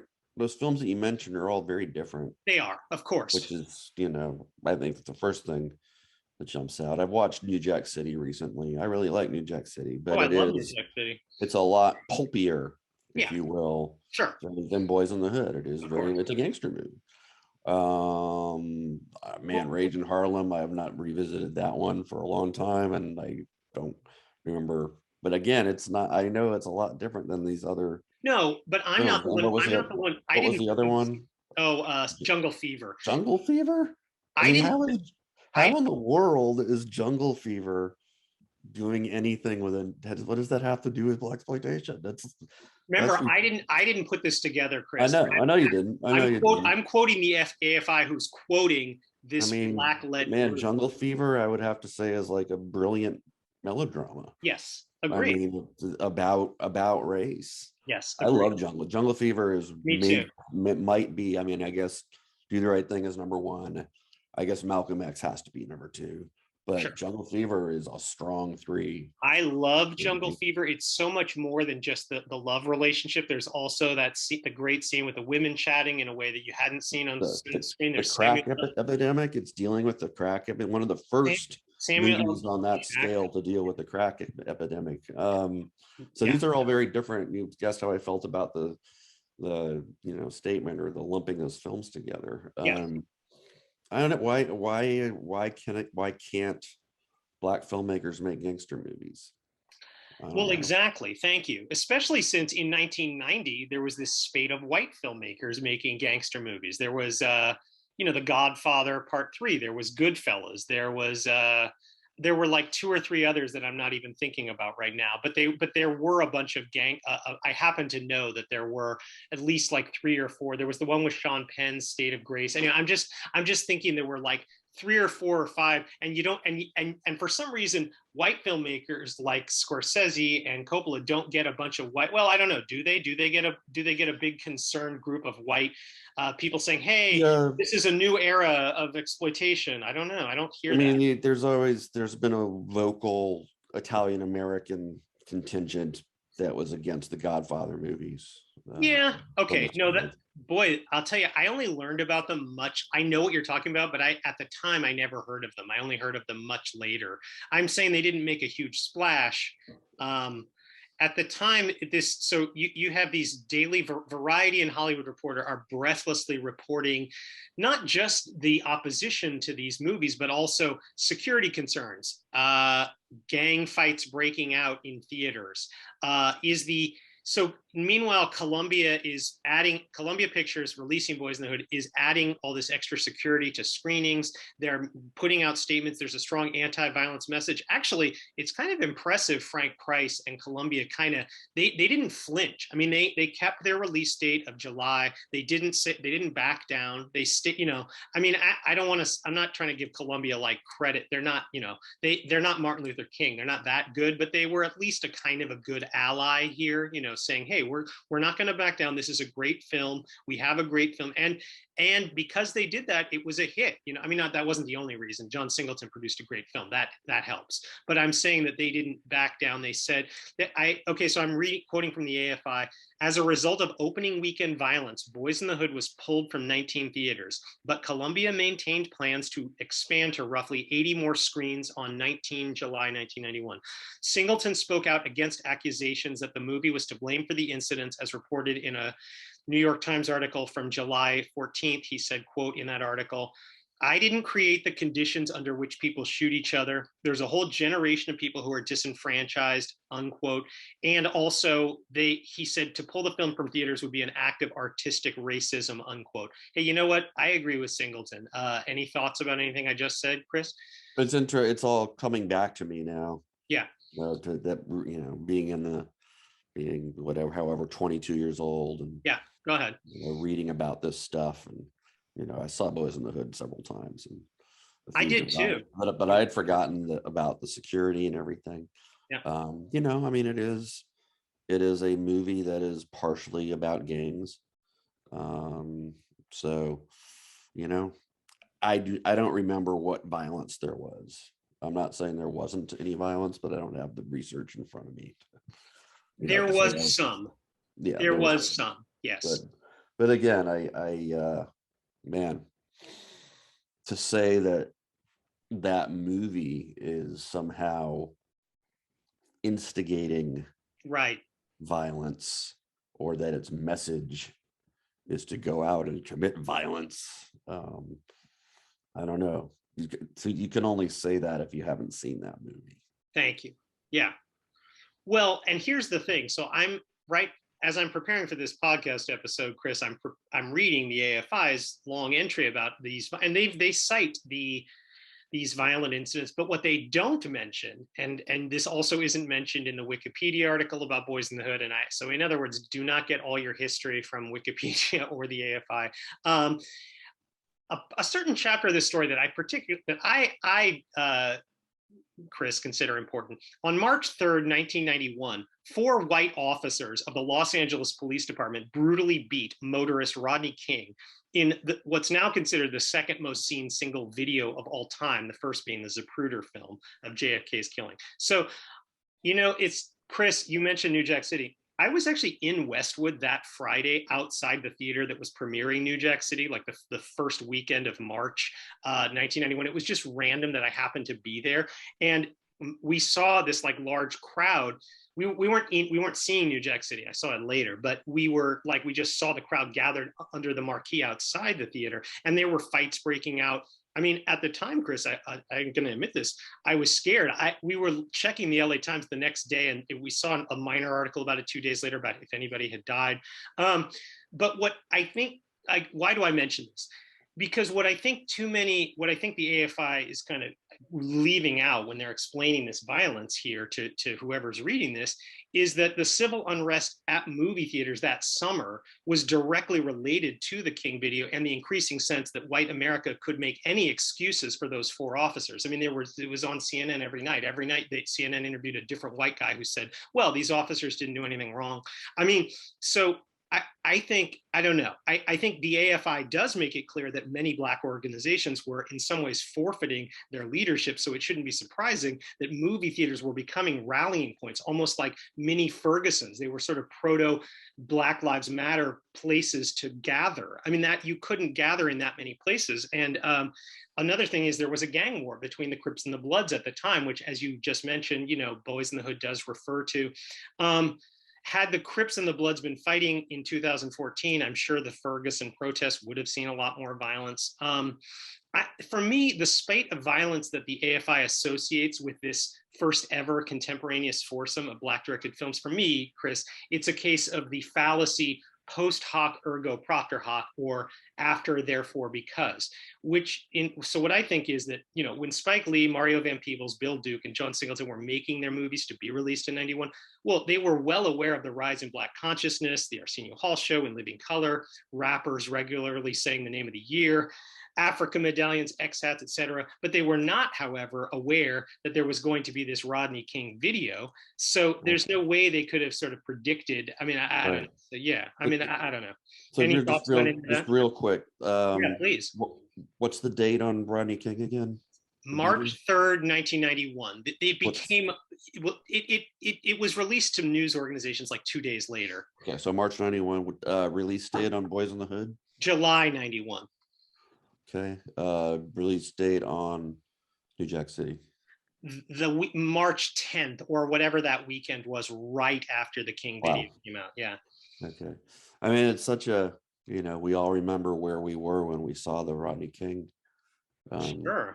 beating. And it's weird. I sort of just have this in my mind. I've got the beating and BOYZ N the HOOD, and The Chronic. Yeah, but that's actually a little later. Yeah. The Dre album. So could you? I guess we don't have to look up the date on that. But it's all kind of this circle for me.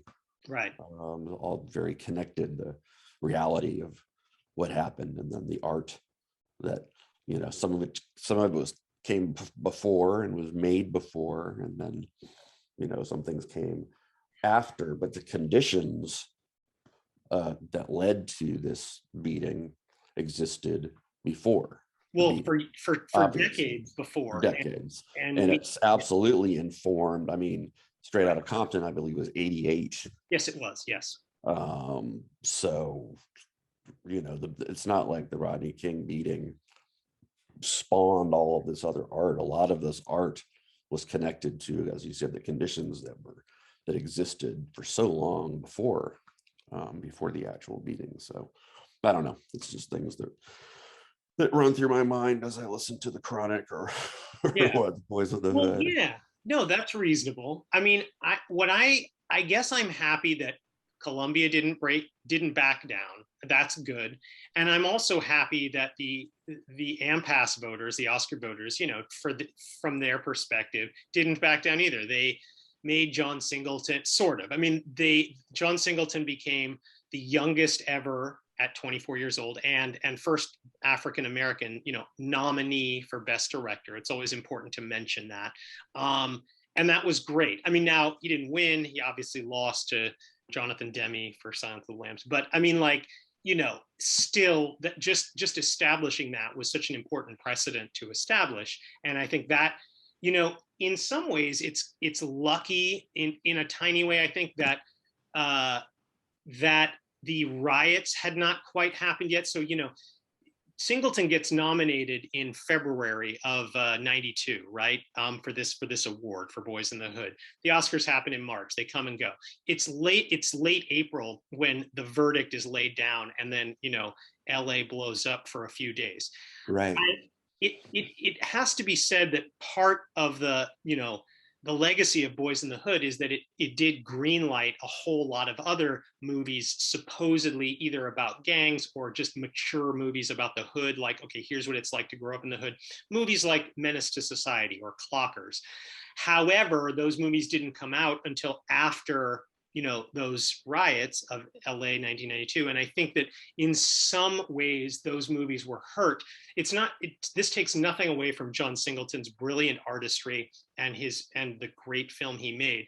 But I think later movies that were inspired by Singleton would sometimes find it hard to achieve the same cultural foothold. I think partly because I hate to say this about my fellow white people, but I think some of them turned away after the riots as like, okay, whatever, I've already seen Boys in the Hood, I don't need to see this. I mean, and so I think that's terrible. But anyway, yeah. Just want to throw that out there that happened. I also want to say Boys in the Hood had a tremendous effect on a sort of a subgenre of West Coast hood movies, as well as on most of its cast, many of whom were unknowns who assured their bankability for the next decade or more. There was a sort of an efflorescence of African-American cinema and culture that included a far wider range of cinematic dramatic roles than Hollywood had generally offered in the 80s, when there was maybe one good dramatic role for a Black actor in any given year. So I'm giving John Singleton credit for that, or partial credit for that. I have no problem with doing that. And I also want to give a little credit to Danny Glover, Morgan Freeman, Samuel L. Jackson, and of course the winner of the Oscar for Best Supporting Actor for the 1989 film Glory, Mr. Denzel Washington. That's my segue into the next film, which we probably have to get to because I'm aware of the time. Anything else about Boys in the Hood before I go there? Oh, I just it's one that I look at. It's one that I go back to every few years. Yeah, me too. And it's really just an example. Whatever Mojo was working on that set, and in Singleton's head, and in his heart and his vision, it's really sort of a once in a forever, kind of film. It's lightning in a bottle.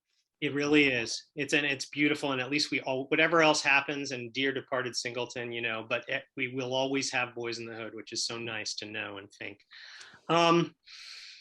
Well, as I was saying, Denzel Washington, after he won that award, he was flooded with fascinating offers, but Washington chose to commit to a project from Mira Nair, who had approached Washington in August 1989 with her follow-up to Salaam Bombay, a film that Washington had admired. Chris, Tom Cruise took 40 years to work for a female director. Denzel Washington took about 40 minutes.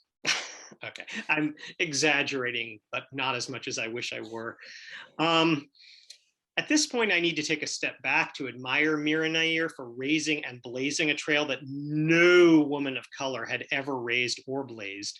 Nair was born in 1957 to middle-class Punjabi parents in Rourkela, India, grew up in Bhubaneswar, fell in love with English literature, and at age 19, accepted a full scholarship to Harvard University.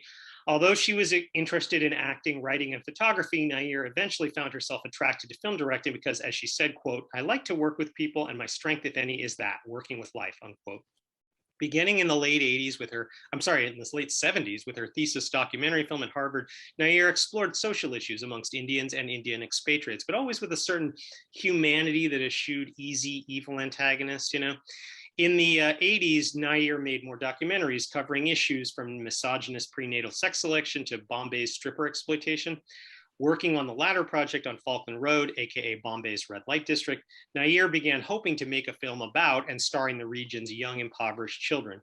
So working with her friend, screenwriter Suni Taraporavela, the two women felt they wanted to forge a fiction feature in the vein of De Sica's Shoeshine, Buñuel's Los Olvidados, Truffaut's The 400 Blows, and especially Hector Babenco's Pixote. Because Salam Bombay is a foreign film, its fuller story will wait for another podcast, but for the sake of this one, Salam Bombay is probably the first fiction feature directed by a woman of color to debut at the Cannes Film Festival, which it did in 1988 on its way to many other honors. For example, an Oscar nomination for Best Foreign Language Film of 1988. After spending most of her 80s in Bombay, Nair was keen to make something in her adopted country of the United States. A New Yorker story about Ugandan Indian expatriates to America led Nair to Uganda in 1988, where she met a husband, bought property, and began to assemble details about Idi Amin's forced expulsion of Asians, as Amin called them, in 1972.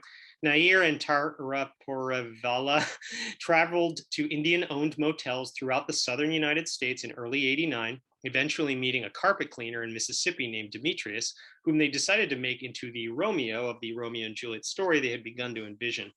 The real Greenwood, Mississippi was chosen partly because Mississippi Masala was an obviously appealing title, but also because Greenwood's river separated its residents into richer and poorer. In May 1990, I'm getting this from the AFI stub, Nair told Variety about an exchange with a studio executive who requested that she add a white protagonist to the story. She declined, but promised that all of the waiters in the film would be played by white actors. I think that's a hilarious thing. I hope the AFI is telling the truth about that. I will say that these anecdotes show how films evolved, because the river is barely in the film.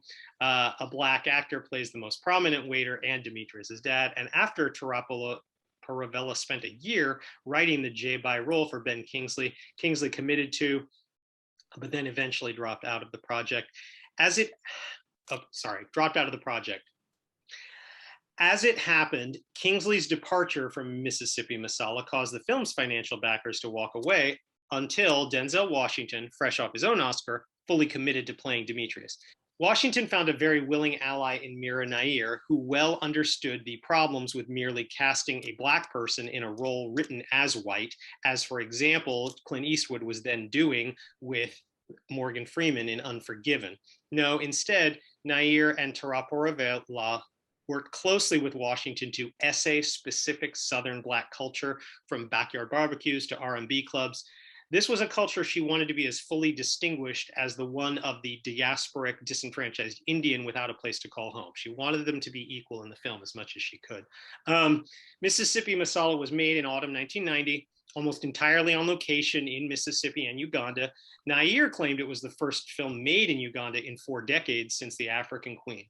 I claim, Chris, that Mississippi Masala was the first American-made, American-set, nationally released film to centralize a cross-racial romance in which neither race is white. In this way, Nair cooked up a much-needed milestone movie, Masala. Mississippi Masala begins in Kampala, Uganda, in November 1972 at night, where soldiers stop Let's do this again. Mississippi Masala begins in Kampala, Uganda, in November 1972 at night, where soldiers stop J-By's Jeep to the radio sounds of Asians being forced out of Uganda, to Jay's lament of displacement to his black confidant, Okello, who tells him, quote, "Africa is for Africans, black Africans," unquote. At their hillside house, Jay, his wife Kinu, and 6-year-old daughter Mina deplore problems pack up, and prepare to go as Mina plants an unreciprocated kiss on a boy who breathes, bye, a word that echoes in Mina's head as the car peels out. As they board a bus to the airport, Mina is likewise affectionate with Okelo, while Jay is diffident. Soldiers stop the bus and put separate guns at the heads of Jay and Kinu, forcing the latter outside in the rain to open her suitcase.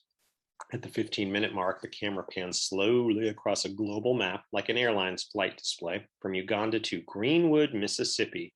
Starting at the Piggly Wiggly, 24-year-old Mina purchases a cart's worth of cartons of milk for her friend Anil's wedding, drives Anil's car fast and unobservantly, and crashes into the carpet cleaning van of Demetrius, who exchanges angry words with a cop and driver in front of him, and more pleasantly exchanges insurance information with Mina. Kinu derides Jay's efforts to sue Uganda for his property, even as Anil's friend Pontiac frets that Demetrius will sue Anil for whiplash. Dexter plays with street corner buddies until Demetrius appears, admonishes him, asks about his unemployment, parries Dexter's crackers comment by castigating Dexter's crackhead friends, and chucks away Dexter's Flavor Flav-ish chest clock. At Anil's wedding, Mina calls herself a darky daughter, while one woman says to another, quote, "You can be dark and have money, or you can be fair and have no money, but you can't be dark and have no money and expect to get Harry Patel," unquote. However, handsome Harry Patel asks Mina out to the only open club in Greenwood, where Mina dances along to very early 90s beats and very African-American patrons, including Demetrius, who responds to her hi from the car accident, leaves her, hugs his ex, Alicia, learns Alicia is now famous, watches her blow him off, and asks Mina to a slow dance. After an incensed Harry departs and the music changes, Demetrius introduces Mina to his brother and colleague Tyrone, who asks if Mina is Mexican and seems surprised that an Indian would be in Mississippi. As Demetrius drives Mina home, she confirms his carpet cleaning job as well as her own at the motel where she lives, where he leaves her platonically. When Jay's friend laughs that Jay is suing a black government despite being the dominant defender of blacks when they were in Uganda, Jay comes back with, quote, "Cruelty has no color," unquote. As Demetrius and Tyrone clean Anil's motel's carpets, Conti offers them tea and sympathy like, quote, "Your people are very good at sports, no?" unquote, and, quote, "Black, brown, yellow, Mexican, Puerto Rican, all the same, as long as you're not white, you are colored, isn't that so?" unquote. Demetrius laughs, drinks the tea, and says he has no intention of suing, while Tyrone offers cross-racial slogans like "power to the people." Mina asks her mom about Okelo, calls Demetrius, thanks him for the ride, accepts Demetrius's idea of a meal date with his family, and accepts a lunch with her own dad, who feels he's failed her as a father if she cleans bathrooms all her life. As Demetrius drives Mina, she says she's lived in Africa and England and calls herself a, quote, "mixed masala," unquote, which she defines as having a lot of hot spices. At the backyard barbecue, Mina meets and re-meets members of Demetrius's family, including Tyrone, who flirts with her by recounting his Hollywood days watching Eddie Murphy stay straight while others did cocaine. During outdoor lunch, Dexter pines to meet Nelson Mandela in Africa and pushes Mina to explain her family's roots, cueing Mina to describe how Indians were brought by British to build the railways and then remained, but rude that she's never been to India, cluing Dexter to say, "You just like us, we from Africa, but we never been there before either." As Alicia arrives, Demetrius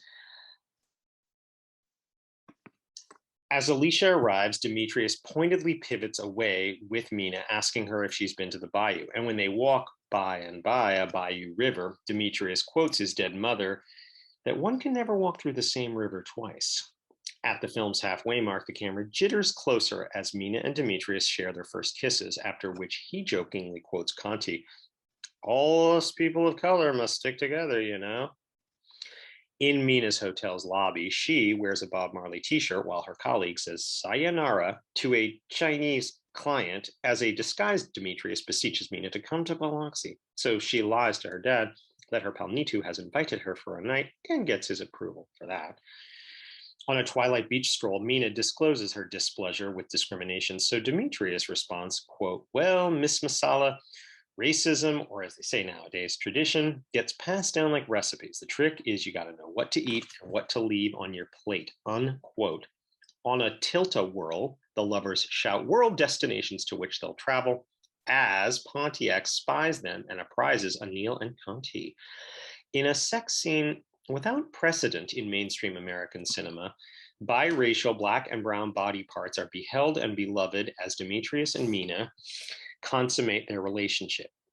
Mina brings up her birthday, prompting Jay's flashback of young Mina's birthday in Uganda while the family watches Idi Amin on TV expel all Asians from the country, saying, quote, Asians have milked the cow but not fed it. They have refused to let their daughters marry Africans, unquote. Mina is traumatized by these memories, but healed by waking up with Demetrius, until Anil breaks into their room, fights Demetrius, prompts Pontiac to pull over some police, and cues a crazy combat that culminates in a courtroom. Later in Greenwood, Mina tells a generally judgmental Jay and Kinu, quote, I love him, that's not a crime, unquote. In a montage of phone calls, members of both Black and subcontinental races feel let down, but Indians reach out to the carpet cleaning business's white lenders, leading to Tyrone and Demetrius in a bank office asking for flexibility, only to hear the young white guy behind the desk commend, quote, character collateral capital, unquote, that he's worked hard for what he has and he wants to see them work hard, and that for whatever reason they've lost most of their clients, and if they don't pay their debt in full, the van will be repossessed. Walking out, Demetrius comments that the C that the man omitted was color, but Tyrone commits to coming back to LA. Demetrius's father, a waiter, browbeats him, but his stepmother and brother Dexter express their support, the latter naming as insane in the brain those who say, quote, your brother thought he got himself a white chick, unquote. Demetrius makes for the motel for Mina, but instead gets Jay, who forbids him to see her, though he was once like them, quote, but the world is not so quick to change, unquote. And he doesn't want Mina to struggle, only for Demetrius to riposte, quote, I'm a black man born and raised in Mississippi, ain't a damn thing you can tell me about struggle, unquote. And migrants like Jay come there and act white, but aren't, except when they take away all his business. Jay flashes back to his final night in Uganda, where Jay is yanked out of a party at gunpoint and thrown in a trunk because he broadcast on the BBC that Idi Amin is evil. But Okello managed to pry him out of prison, only to privately poo-poo Jay's claims of Indians calling him a bootlicker and calling him Ugandan first, Indian second. Back in 1990, against Kinu's objections, Jay tells her that they must move back to Uganda because, one, to get Mina away from that man, 2, they're not wanted in America, 3, Jay has a coming court date for his petition, and 4, he doesn't want to grow old in a stranger's country. Mina sneaks off, steals Anil's car, drives it badly again, finds Demetrius's father, persuades him to admit his son is searching for work in Indianola, drives there, sees his van, waits for him outside a hotel, watches him blow her off, chases him, and pulls him over on a rural highway where he blames her for ruining his life and business. Mina says he was only using her to make Alicia jealous, and she only came to say goodbye. And that's when Demetrius admits he never thought he'd fall in love with her. She asks if she can come with him wherever he goes as his business partner. And that night, Demetrius payphones Dad, who lovingly promises that himself, Dexter, and the van debt will be okay. From the same payphone, Mina calls Anil to tell him where to pick up the car and to tell her mom and dad sorry, but if she comes back now, she'll never leave. After Kinu gets her to promise to call every 2 days, Kinu privately tells Jay that Mina is just like him, and he must go to Uganda by himself to see for himself what it's like. In Uganda, outside an elementary school, Jay learns that Okello died in 1972, probably because of defending Asian teachers like Jay. And Jay mourns, walks amongst the ruins of his house, and writes to Kinu that home is where the heart is, and his heart is with her. Southern harmonica blues segue to African music as Jay watches Ugandan street dance, and Demetrius and Mina kiss and spin as credits roll. Chris, what do you think of this movie? What stands out as unique about it? I admire Denzel for so many reasons, but it's easy to forget that he'd already won an Oscar, at that early point. And you have to really, I think you really have to give him credit for stepping in. This was a passion project for him. This was not,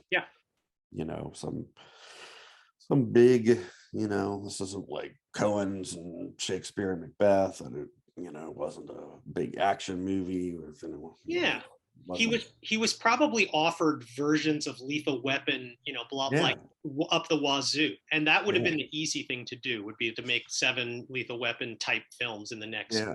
5 years. That's not Instead, him, this. and it wasn't him then. Right. So I guess that's the first thing that comes to mind is what he did with his capital Yes. at that point, his career capital, his That's professional why I mentioned it, or that capital. because I think that he could have done so many other things, and he didn't wait for them to get Ben Kingsley like he could have. He said, you know what? No, we'll just do it with my Oscar win. We'll get the money with that. Yeah. Yeah, go ahead. So that's again, lots of reasons to admire Denzel, but Oh yeah, and one that's of them one of them is just the choices that he Yep. makes. Yep, absolutely. And what he does with what is now considerably more power than he had then. But back then, that was an Oscar, fresh off glory. Yeah. That's not a small deal. No, it's not. Let me ask you this. Let me go to the text a little bit. Let me ask you a question about this movie, Chris. Do you find this movie's ending a little too optimistic? Now, let me frame that question a little bit. So we have My Own Private Idaho's enigmatic ending. Mike's body gets picked up on a road. Hard to know where that's going. We have Thelma and Louise's ending that we've already discussed at some lengths. Everybody knows how that ending is not exactly a happy ending.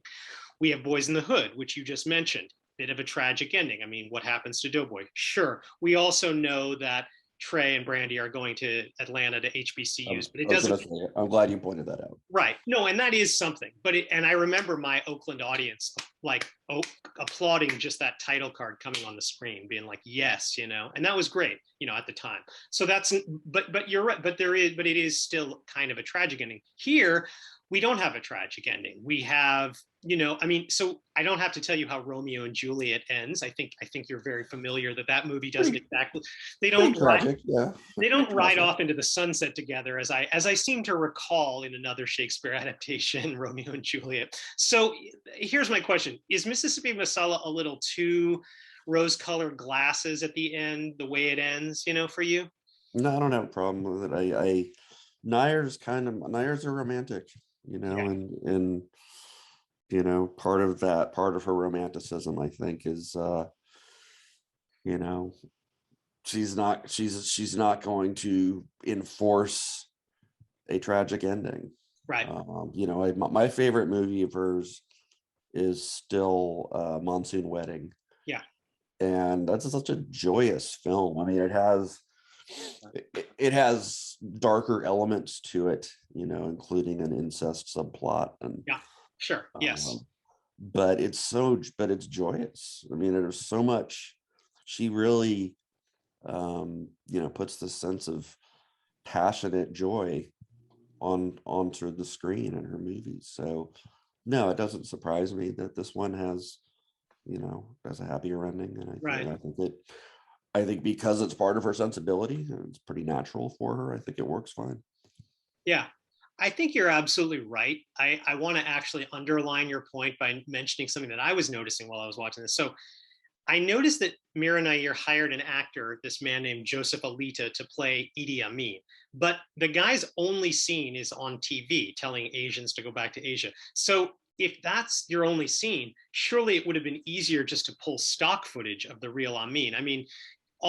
I know you might tell me, well, Daniel, what about copyright issues? Well, yeah, but at that point, she's already doing this much to sort of potentially piss off the Amin regime.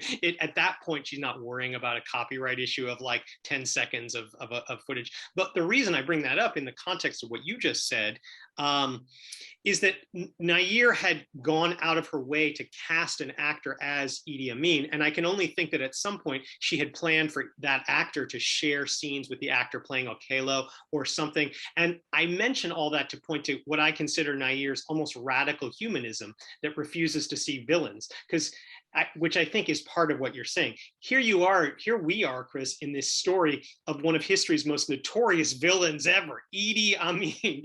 And of all the people that even here, Mira Nair is not going to make a simple villain out of him, or at least she wasn't planning to. I think it maybe at some point in post-production, at some point she probably realized, okay, this isn't going to work, or whatever scene I might have had in mind for Idi Amin. So that's why I think we only wind up seeing him on the TV. But I have to assume that she cast the actor for a reason, and therefore that effort just fascinates me. And I think she's just one of those directors, and you and I both know other directors like this, where they refuse to find back. Everybody has their story. Everybody in the movie is valuable. Everybody has their own perspective. And I think that feeds into why the ending works, at least in my opinion. Thoughts about what I just said?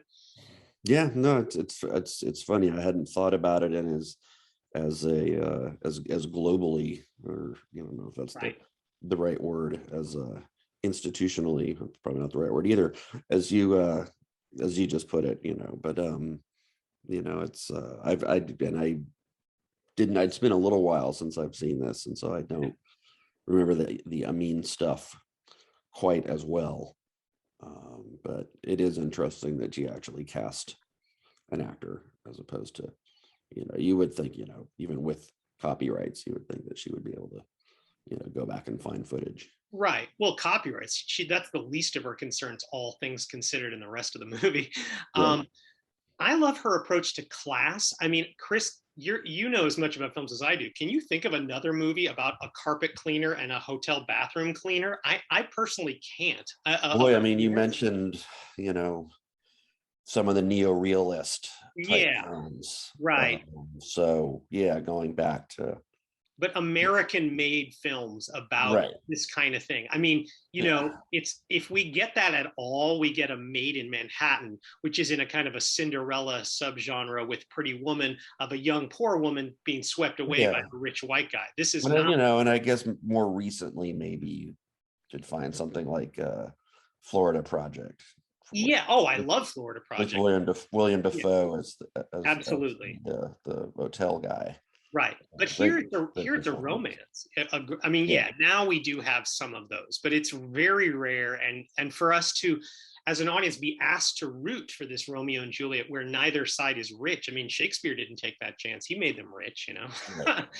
I mean, I don't know what to say. So I also love the specificity about immigrant issues.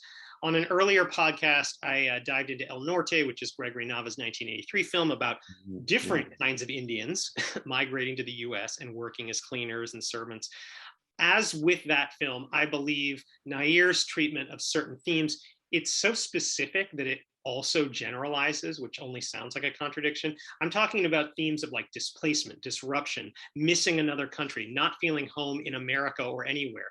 And I love that little line where the brother of the Denzel Washington character says, "Hey, you're just like us." Because he hears her say, "You've been to India. I'm Indian, but I've never been to India." He goes, "Yeah, you're just like us. We're African, but we've never been to Africa." I love that I just salute Nair for doing these themes, but not doing them in a superficial way that feels stupid.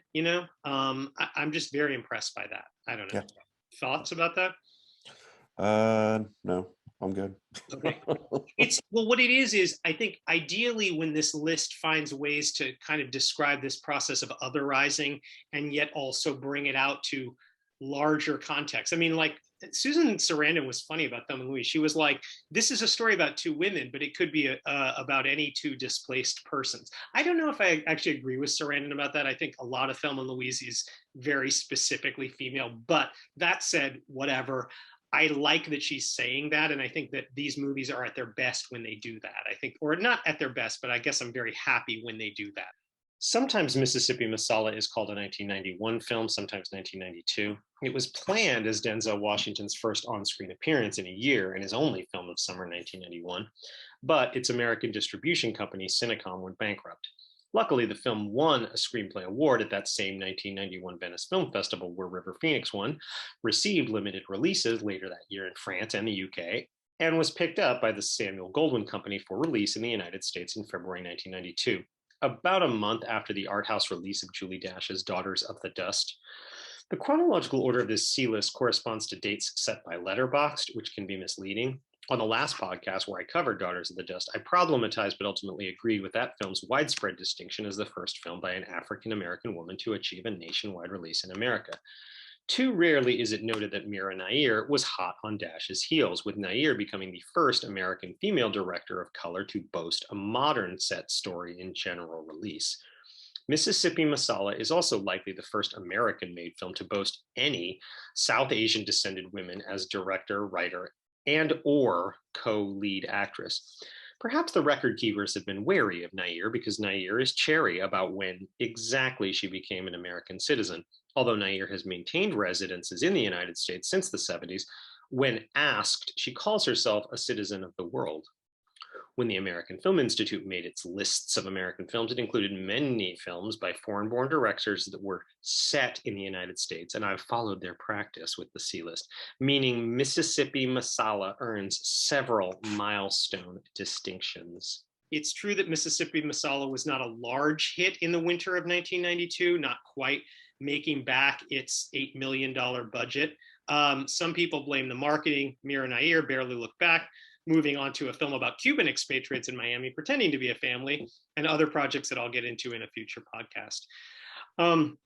Julie Dash and Mira Nair were also practically the first women of any color since World War II to direct nationally released films without having established themselves first as famous actresses.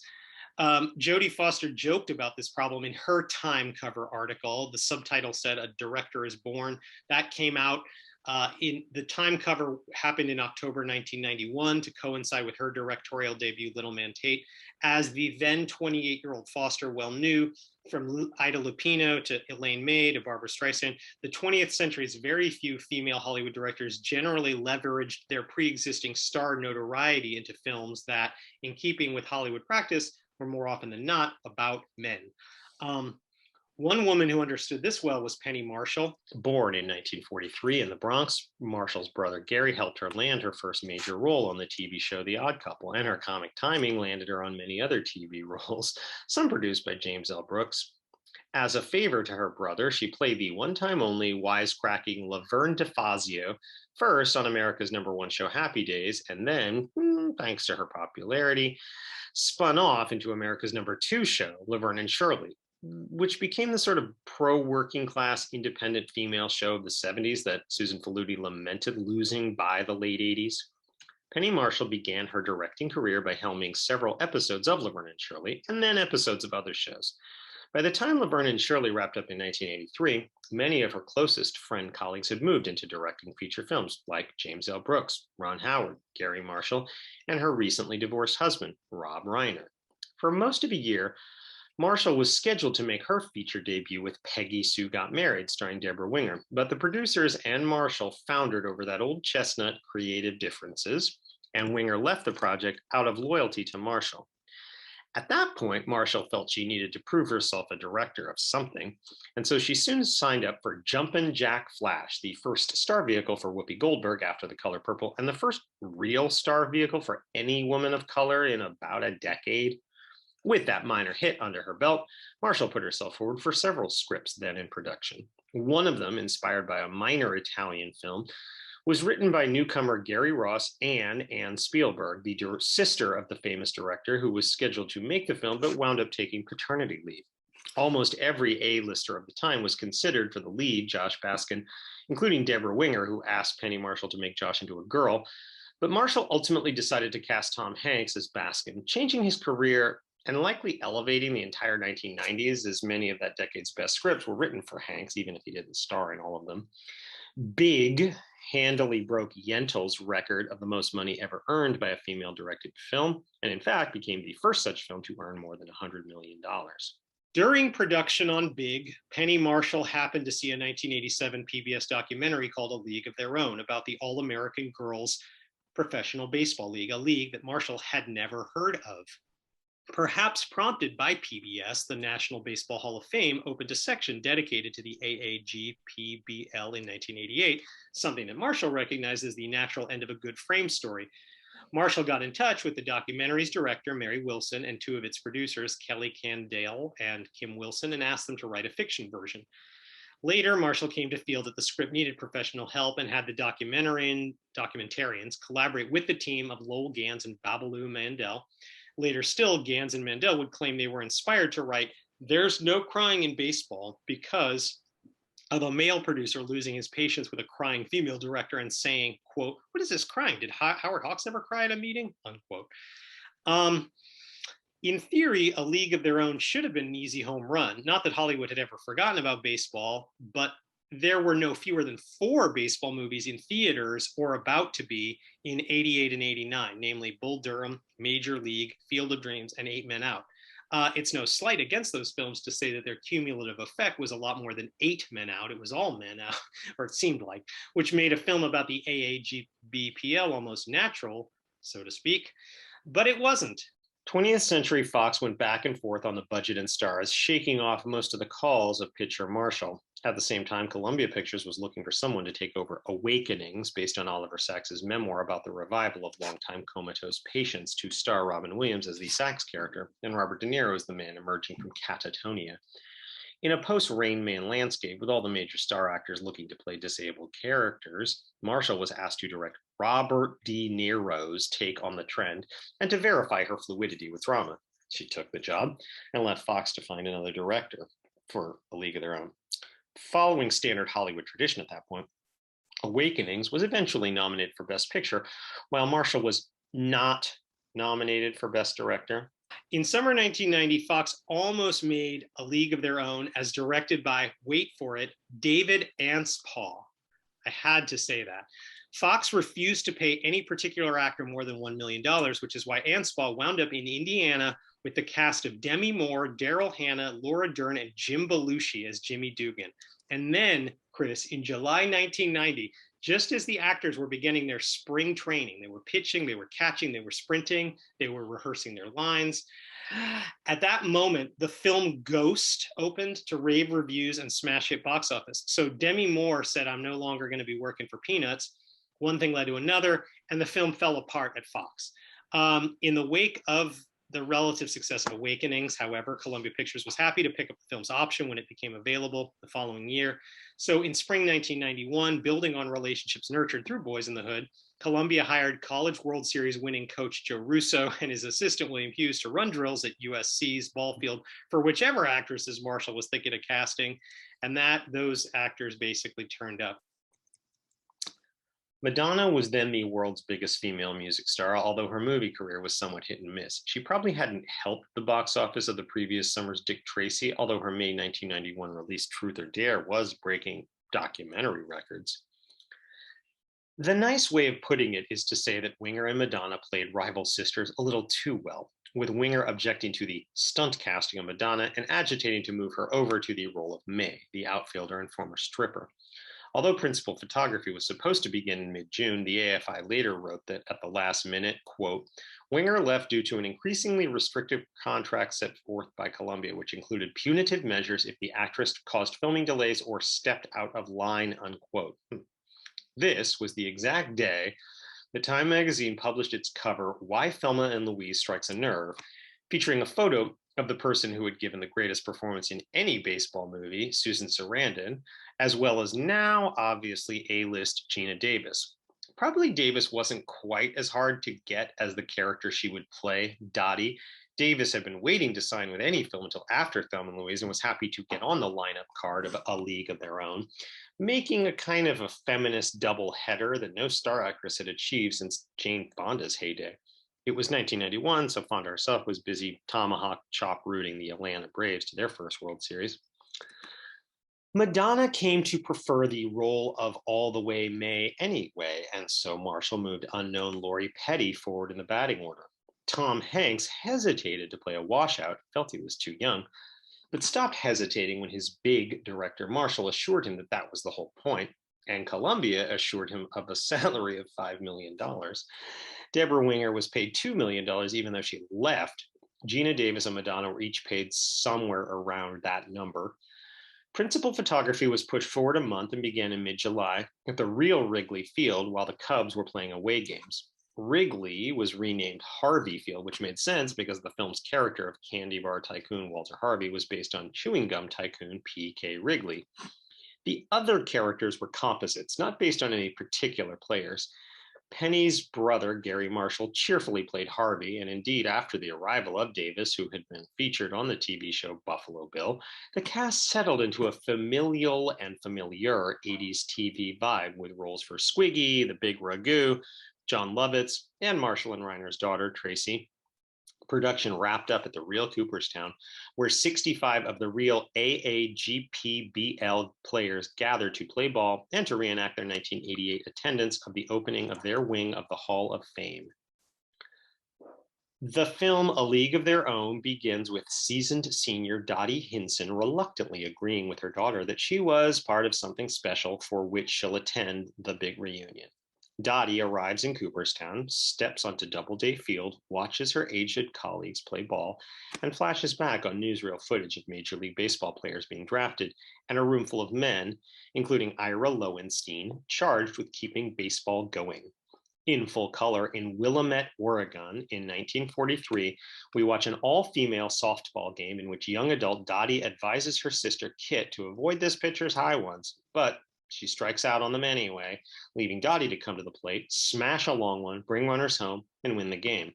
Later, at the Hinson farm, Kit complains about Dottie's advice and general approbation, something confirmed as they're milking cows when a scout, Ernie, recruits Dottie, but certainly not Kit, to play ball for $75 a week in a new league gathering in Chicago. Though Dottie refuses, Kit begs to come, which Ernie dismisses until touching her pitching arm and saying if her sister gets on the train, Kit can at least come with her to tryouts. In their kitchen, Dottie says she's happily married to her man overseas, but Kit implores her, saying that there, she's nothing. Dottie and Kit run for and only barely make the train, where Ernie tells them that they've got to stop in Fort Collins, Colorado, where they watch Marla Hooch judge and crush balls, even as a switch hitter. But Ernie decides she's too ugly until Kit, Dottie, and her father protest, although Marla barely boards the train, worrying how her father will get along without her. At the Wrigley-ish Harvey Field, after Ernie fades into the ivy wall, Dottie, Kit, and Marla meet the New Yorkish Doris and May, who make fun of the newcomers until Dottie's barehanded catch of Doris's fastball inspires respect. The women run through drills as a woman on the radio voiceovers that women playing baseball is a, quote, disgusting example of sexual confusion, unquote. Of the 4 teams of 16 players each, our heroines become Rockford Peaches, but when Doris and others object to the mini-skirt-style uniform, Lowenstein appears to warn them he can still track down the dozens of girls who didn't make the cut, and furthermore, there will be no smoking, drinking, men, or unsupervised outings. We soon see the ladies in charm and beauty classes, walking, pointing, eating, drinking, book balancing, and eyebrow plucking. On the grounds of a vast estate, club owner and candy bar mogul Walter Harvey lists the career lowlights of limping Jimmy Dugan before letting him have the manager job. Dugan staggers into the clubhouse, pushes past the players, takes a long pee, and pushes back through the players without saying a word or setting a lineup, so the players have Dottie do it. During their first game's introductions, Dugan smiles, tips his card cap to the crowd, and mutters, "This is bullshit," even as the crowd laughs at the ladies, something they very much notice. A newsreel celebrates the Diamond Gals for their beauty and traditionally feminine pursuits off the field, omitting Evelyn beseeching Dugan to let her obnoxious boy come to bus rides and ball games. May poisons the dinner of their chaperone, Miss Cuthbert, enabling some of the women to party at Willie's Suds Bucket, where May shows off marvelous dance moves.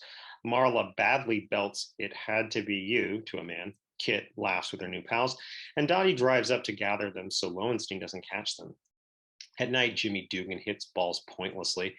At a ball game, an awakening Jimmy competes with Dottie's hand signals, but Dottie's advice to May's base running trumps Jimmy's and wins the game. On a night bus, Doris discusses lifelong demeanings and devaluings because she desired to play ball. Between innings, Dugan berates Evelyn for a blown decision, but when she tears up, he blows up, bellowing, "There's no crying in baseball." Yet when an umpire obeys him, Jimmy's blistering comeback gets him bounced from the game. In a nearly empty ballpark, when Lowenstein says the league may close, May cries she won't return to stripping. Lowenstein replies they might try something special for the Life reporter, and Dottie eyes an easy foul, does the splits while catching it, and catches the eye of the photographer, who soon puts that pic on Life's cover as part of a montage of audience-enticing gimmicks like kisses for caught foul balls and pitches pulverizing posters of fascists. Big band swing music helps these shots blend with headline photos of players playing, new bride Marla waving goodbye till next season, May catching a ball in her cap, fireworks exploding above a sellout night game, and, during practice, a black woman shooting a fastball into a player with "we got next" kind of energy. On a night bus, May paints Kit's nails while Dottie disappoints Jimmy by disclosing she has no intention of playing baseball after her husband returns from the war. At a ball game in the stands, after Harvey tells Ira the league ends when the boys return, Ira compares his players to Rosie the Riveters being forced back into the kitchen and insists that there's an audience for women's baseball. While on the field, Jimmy, abetted by Dottie, pulls Kit off the mound, leading to Barb's becoming a brawl between Doris and Kit, who eventually cries to her sister that when Dottie is there, Kit is not. When Dottie privately tells Ira she plans to quit, Ira scrambles and suggests some kind of trade. But soon, in the ladies' Rockford house, Kit smashes a window near Dottie's head at the news that Kit, is being traded, leaving Dottie to plead that she thought Dottie, would be the one traded. In the ladies' locker room before the start of the World Series, the surprise arrival of a telegram stops the room cold until they learn the dead husband is Betty's. And later, in Dottie's house's room, Dottie sobs until the surprise arrival of her husband, Bob. When Jimmy sees Dottie and Civvies getting in her car to Oregon, he argues she's a real baseball player, but she says it got too hard. So he says, quote, "It's supposed to be hard. If it wasn't hard, everyone would do it. The hard is what makes it great," unquote. We watch the Women's World Series in a montage of double-exposed action headlines and active hemlines, coming down to a winner-take-all Game 7, where the women sing a song and Jimmy uncharacteristically leads the ladies in a pregame prayer and gets his prayers answered when Dottie surprises him by returning. Between innings, Dugan shows he's evolved from "there's no crying in baseball" when his barely controlled criticism of Evelyn's cutoff work is more courteous and conciliatory. Kit pitches a 1-0 shutout for Racine into the top of the ninth inning when Dottie smashes one of Kit's pitches to bring home May and Doris, pulling Rockford ahead 2-1 into the bottom of the ninth, even as catcher Dottie observes Kit crying in the bullpen.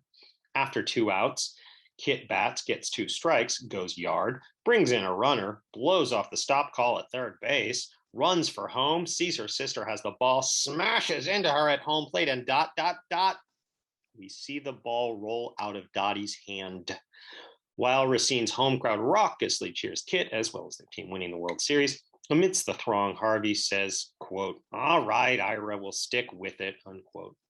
In the locker room, Kit finishes autographs and advice for young girls by turning to her sister, imploring her to remain in the league next year, and, failing that, hugging her as part of a series of goodbyes between her, May, Doris, Bob, and Jimmy, who tells Dottie he signed up to do this job next year.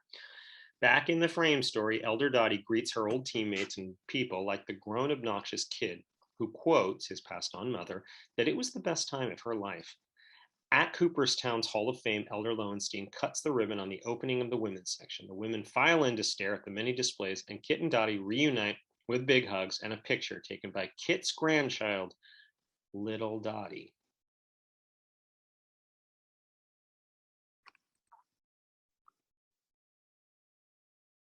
Hey, Chris, what'd you think of A League of Their Own? What stands out about it?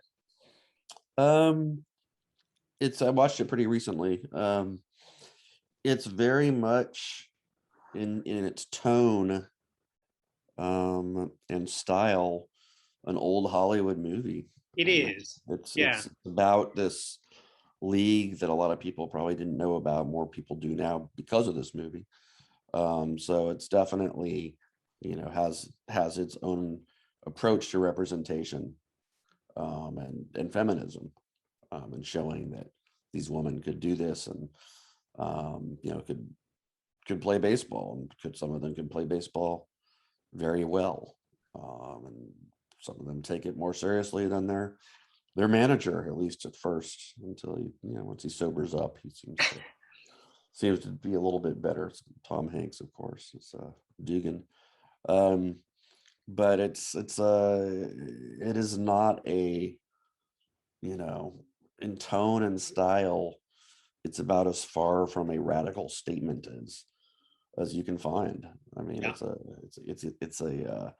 it's a fastball grooved right down the middle, if you will. Yeah. The cast is great. Madonna is fantastic. I mean, this is, one of those, she'd already been doing film. The Desperately Seeking Susan was, was before this. It was, right? Yeah. Correct Yeah. me if Yeah. I'm wrong. It was. So I think, she continues to show that she's, a multiple threat, if you will. And then, Gina Davis comes back to the podcast She does. from Yes. Thelma and Louise to A League of Their Own. I had forgotten the John Lovitz bit as the scout Yeah. at the beginning. That's pretty amusing. This is not a movie that's going to offend anybody Right. on any level, Right. and that's fine. That's what it is, and that's who Penny Marshall. She was like I said, kind of an old Hollywood soul, if you will. And this is an old Hollywood kind of movie. Well, I think what's interesting to me, and we could get into the female lens. I've asked this about I've asked this from other guests. I've said, hey, this is a movie directed by a woman. Can we speculate about how it would look different if it were directed by a man? Now, I'm not saying, obviously, Mira Nair and Penny Marshall are their own people, and they have their own individual idiosyncrasies, and they're not, they're much more than just women, whatever that would mean. But you could argue that both Mira Nair and Penny Marshall have this kind of focus on the audience, like focus on trying to get butts in seats. I'm quoting Mira Nair. She's like, I'm aware of the butts in seats. I want people to see my movies, so she, this is why, because people would ask her why she wouldn't do like avant-garde things, like Gus Van Sant. And I think you could say that about Penny Marshall too, that she's been criticized in the past for being a little too audience oriented. I remember Pauline Kael's review of A League of Their Own. She said, Marshall directs with both eyes on the audience.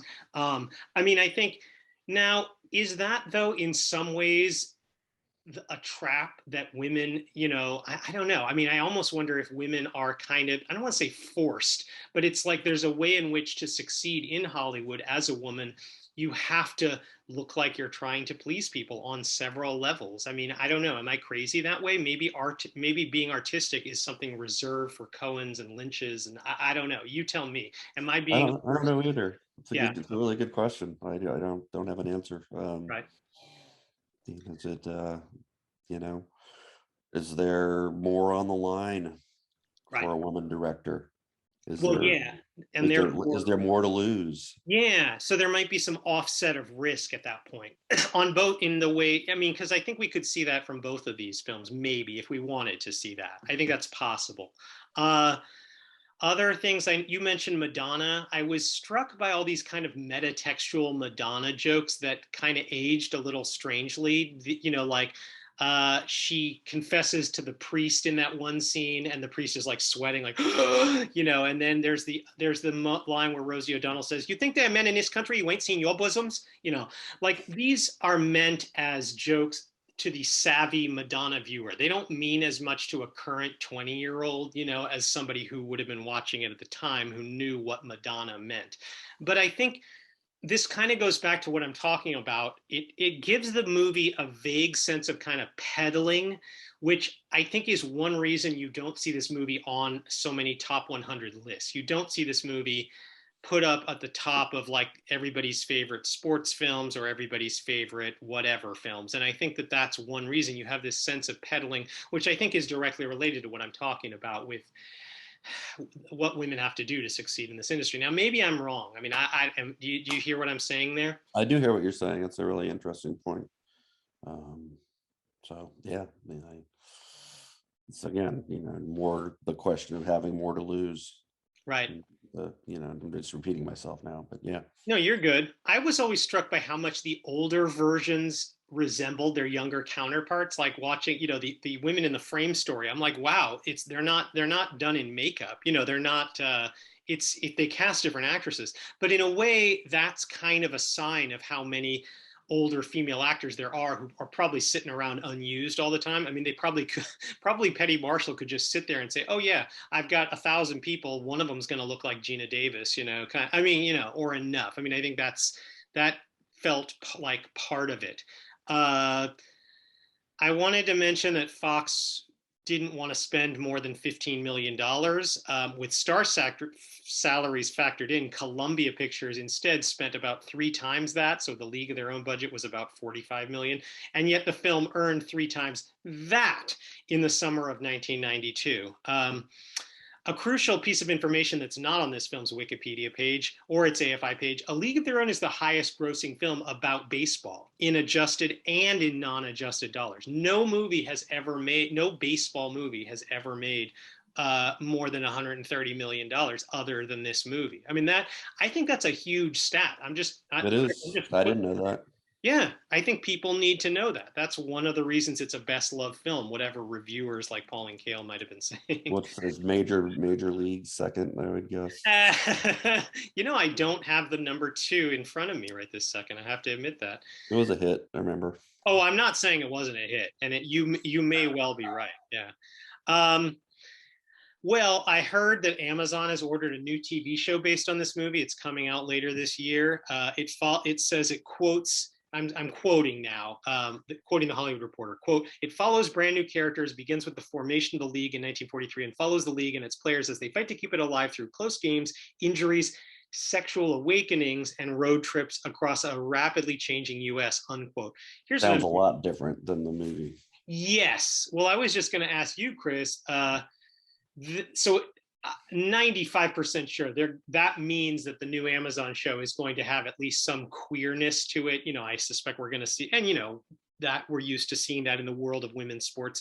Did this movie leave that out? Is it a fault of the Marshall 92 film that they didn't have more queerness, that there was not even a whiff of anything? Was that a straight washing?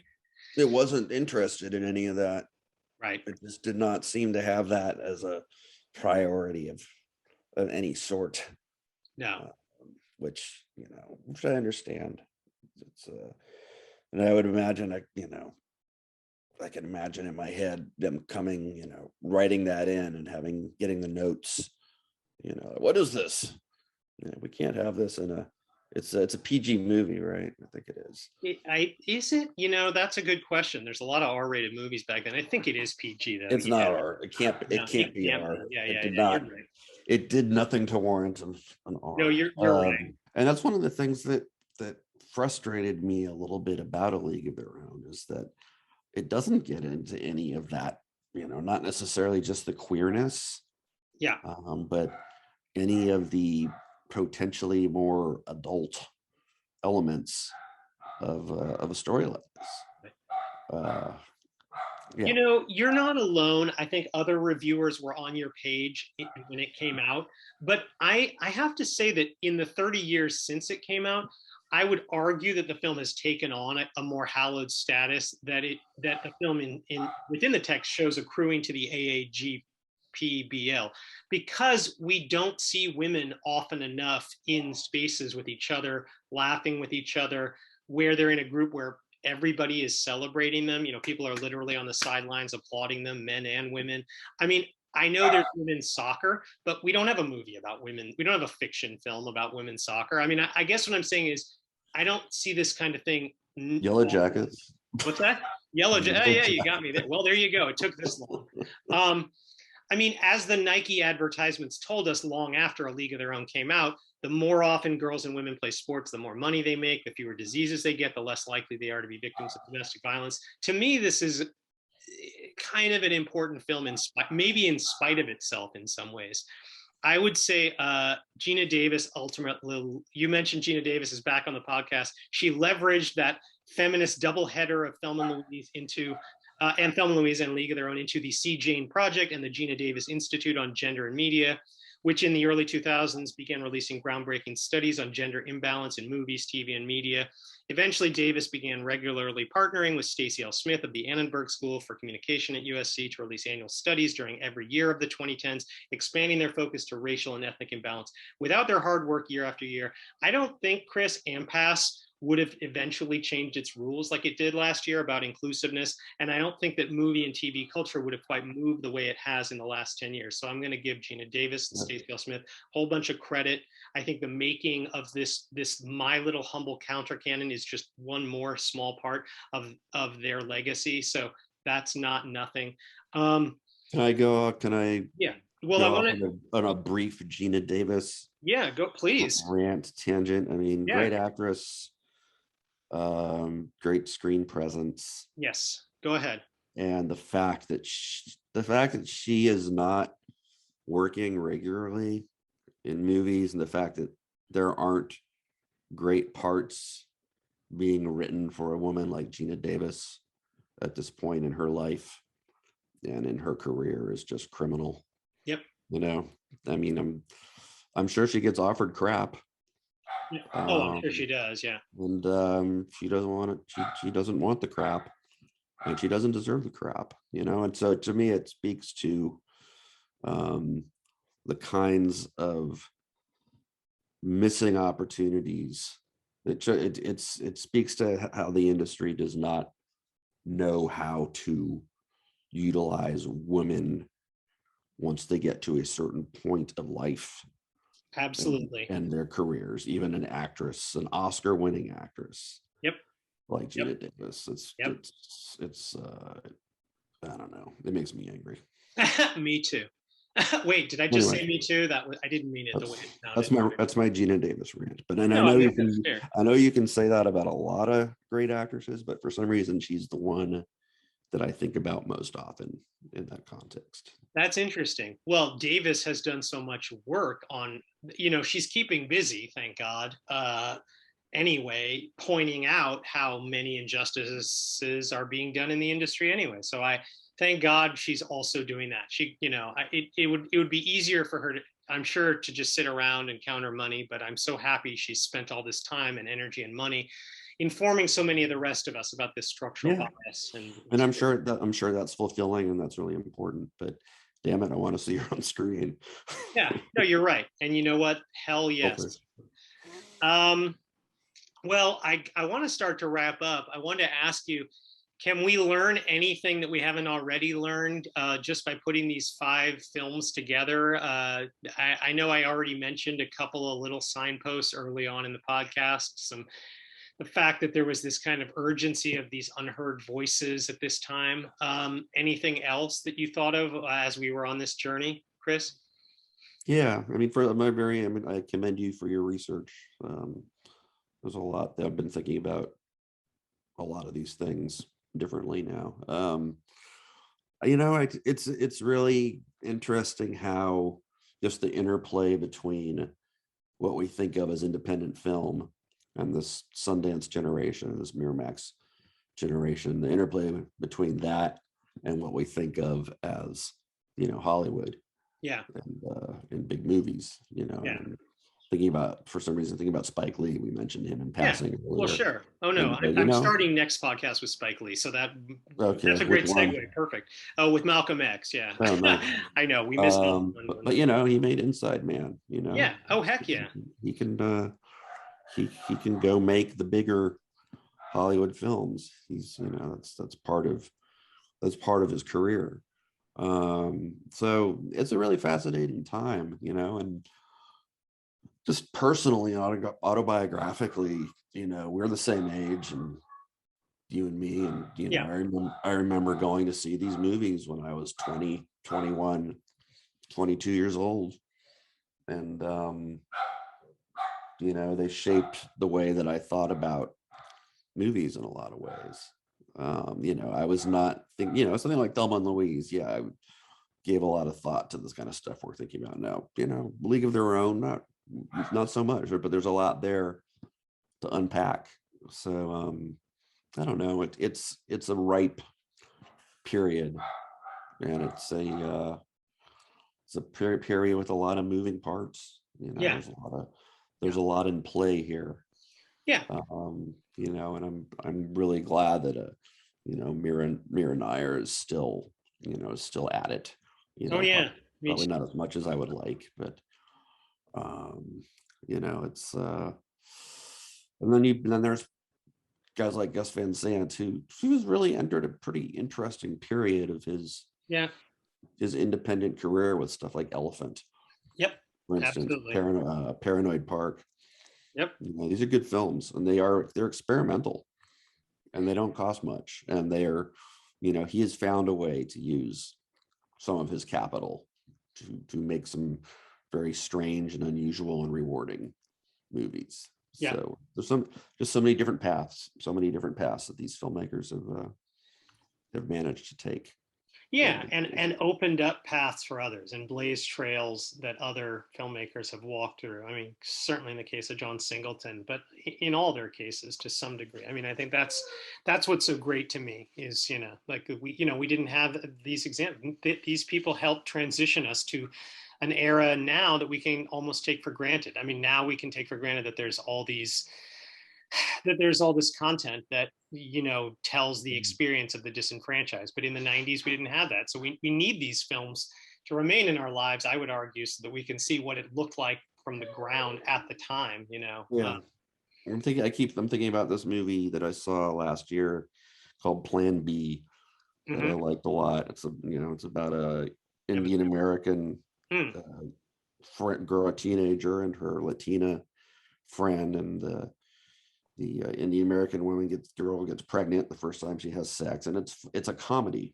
I heard about that. They have to go find an abortion pill, and it's impossible. Yeah, in the middle of America. That movie could never have been made, during the period that we're talking about. And that's just one example that I happen to like a great deal. Yep. But it's a vast universe out there now. Yes. So I'm thinking the people we're talking about helped create that universe. Thank you. That's exactly right. And I also want to thank you, Chris Vognar, for coming on this podcast today. I think this has been really fun, and I love looking back at these things and putting them in some kind of new weird context, or maybe just an old context that we haven't thought about in a while. So thank you very much for this, and you're welcome. Sure thing, man. Looking forward to seeing you. Yeah, it'll be on YouTube.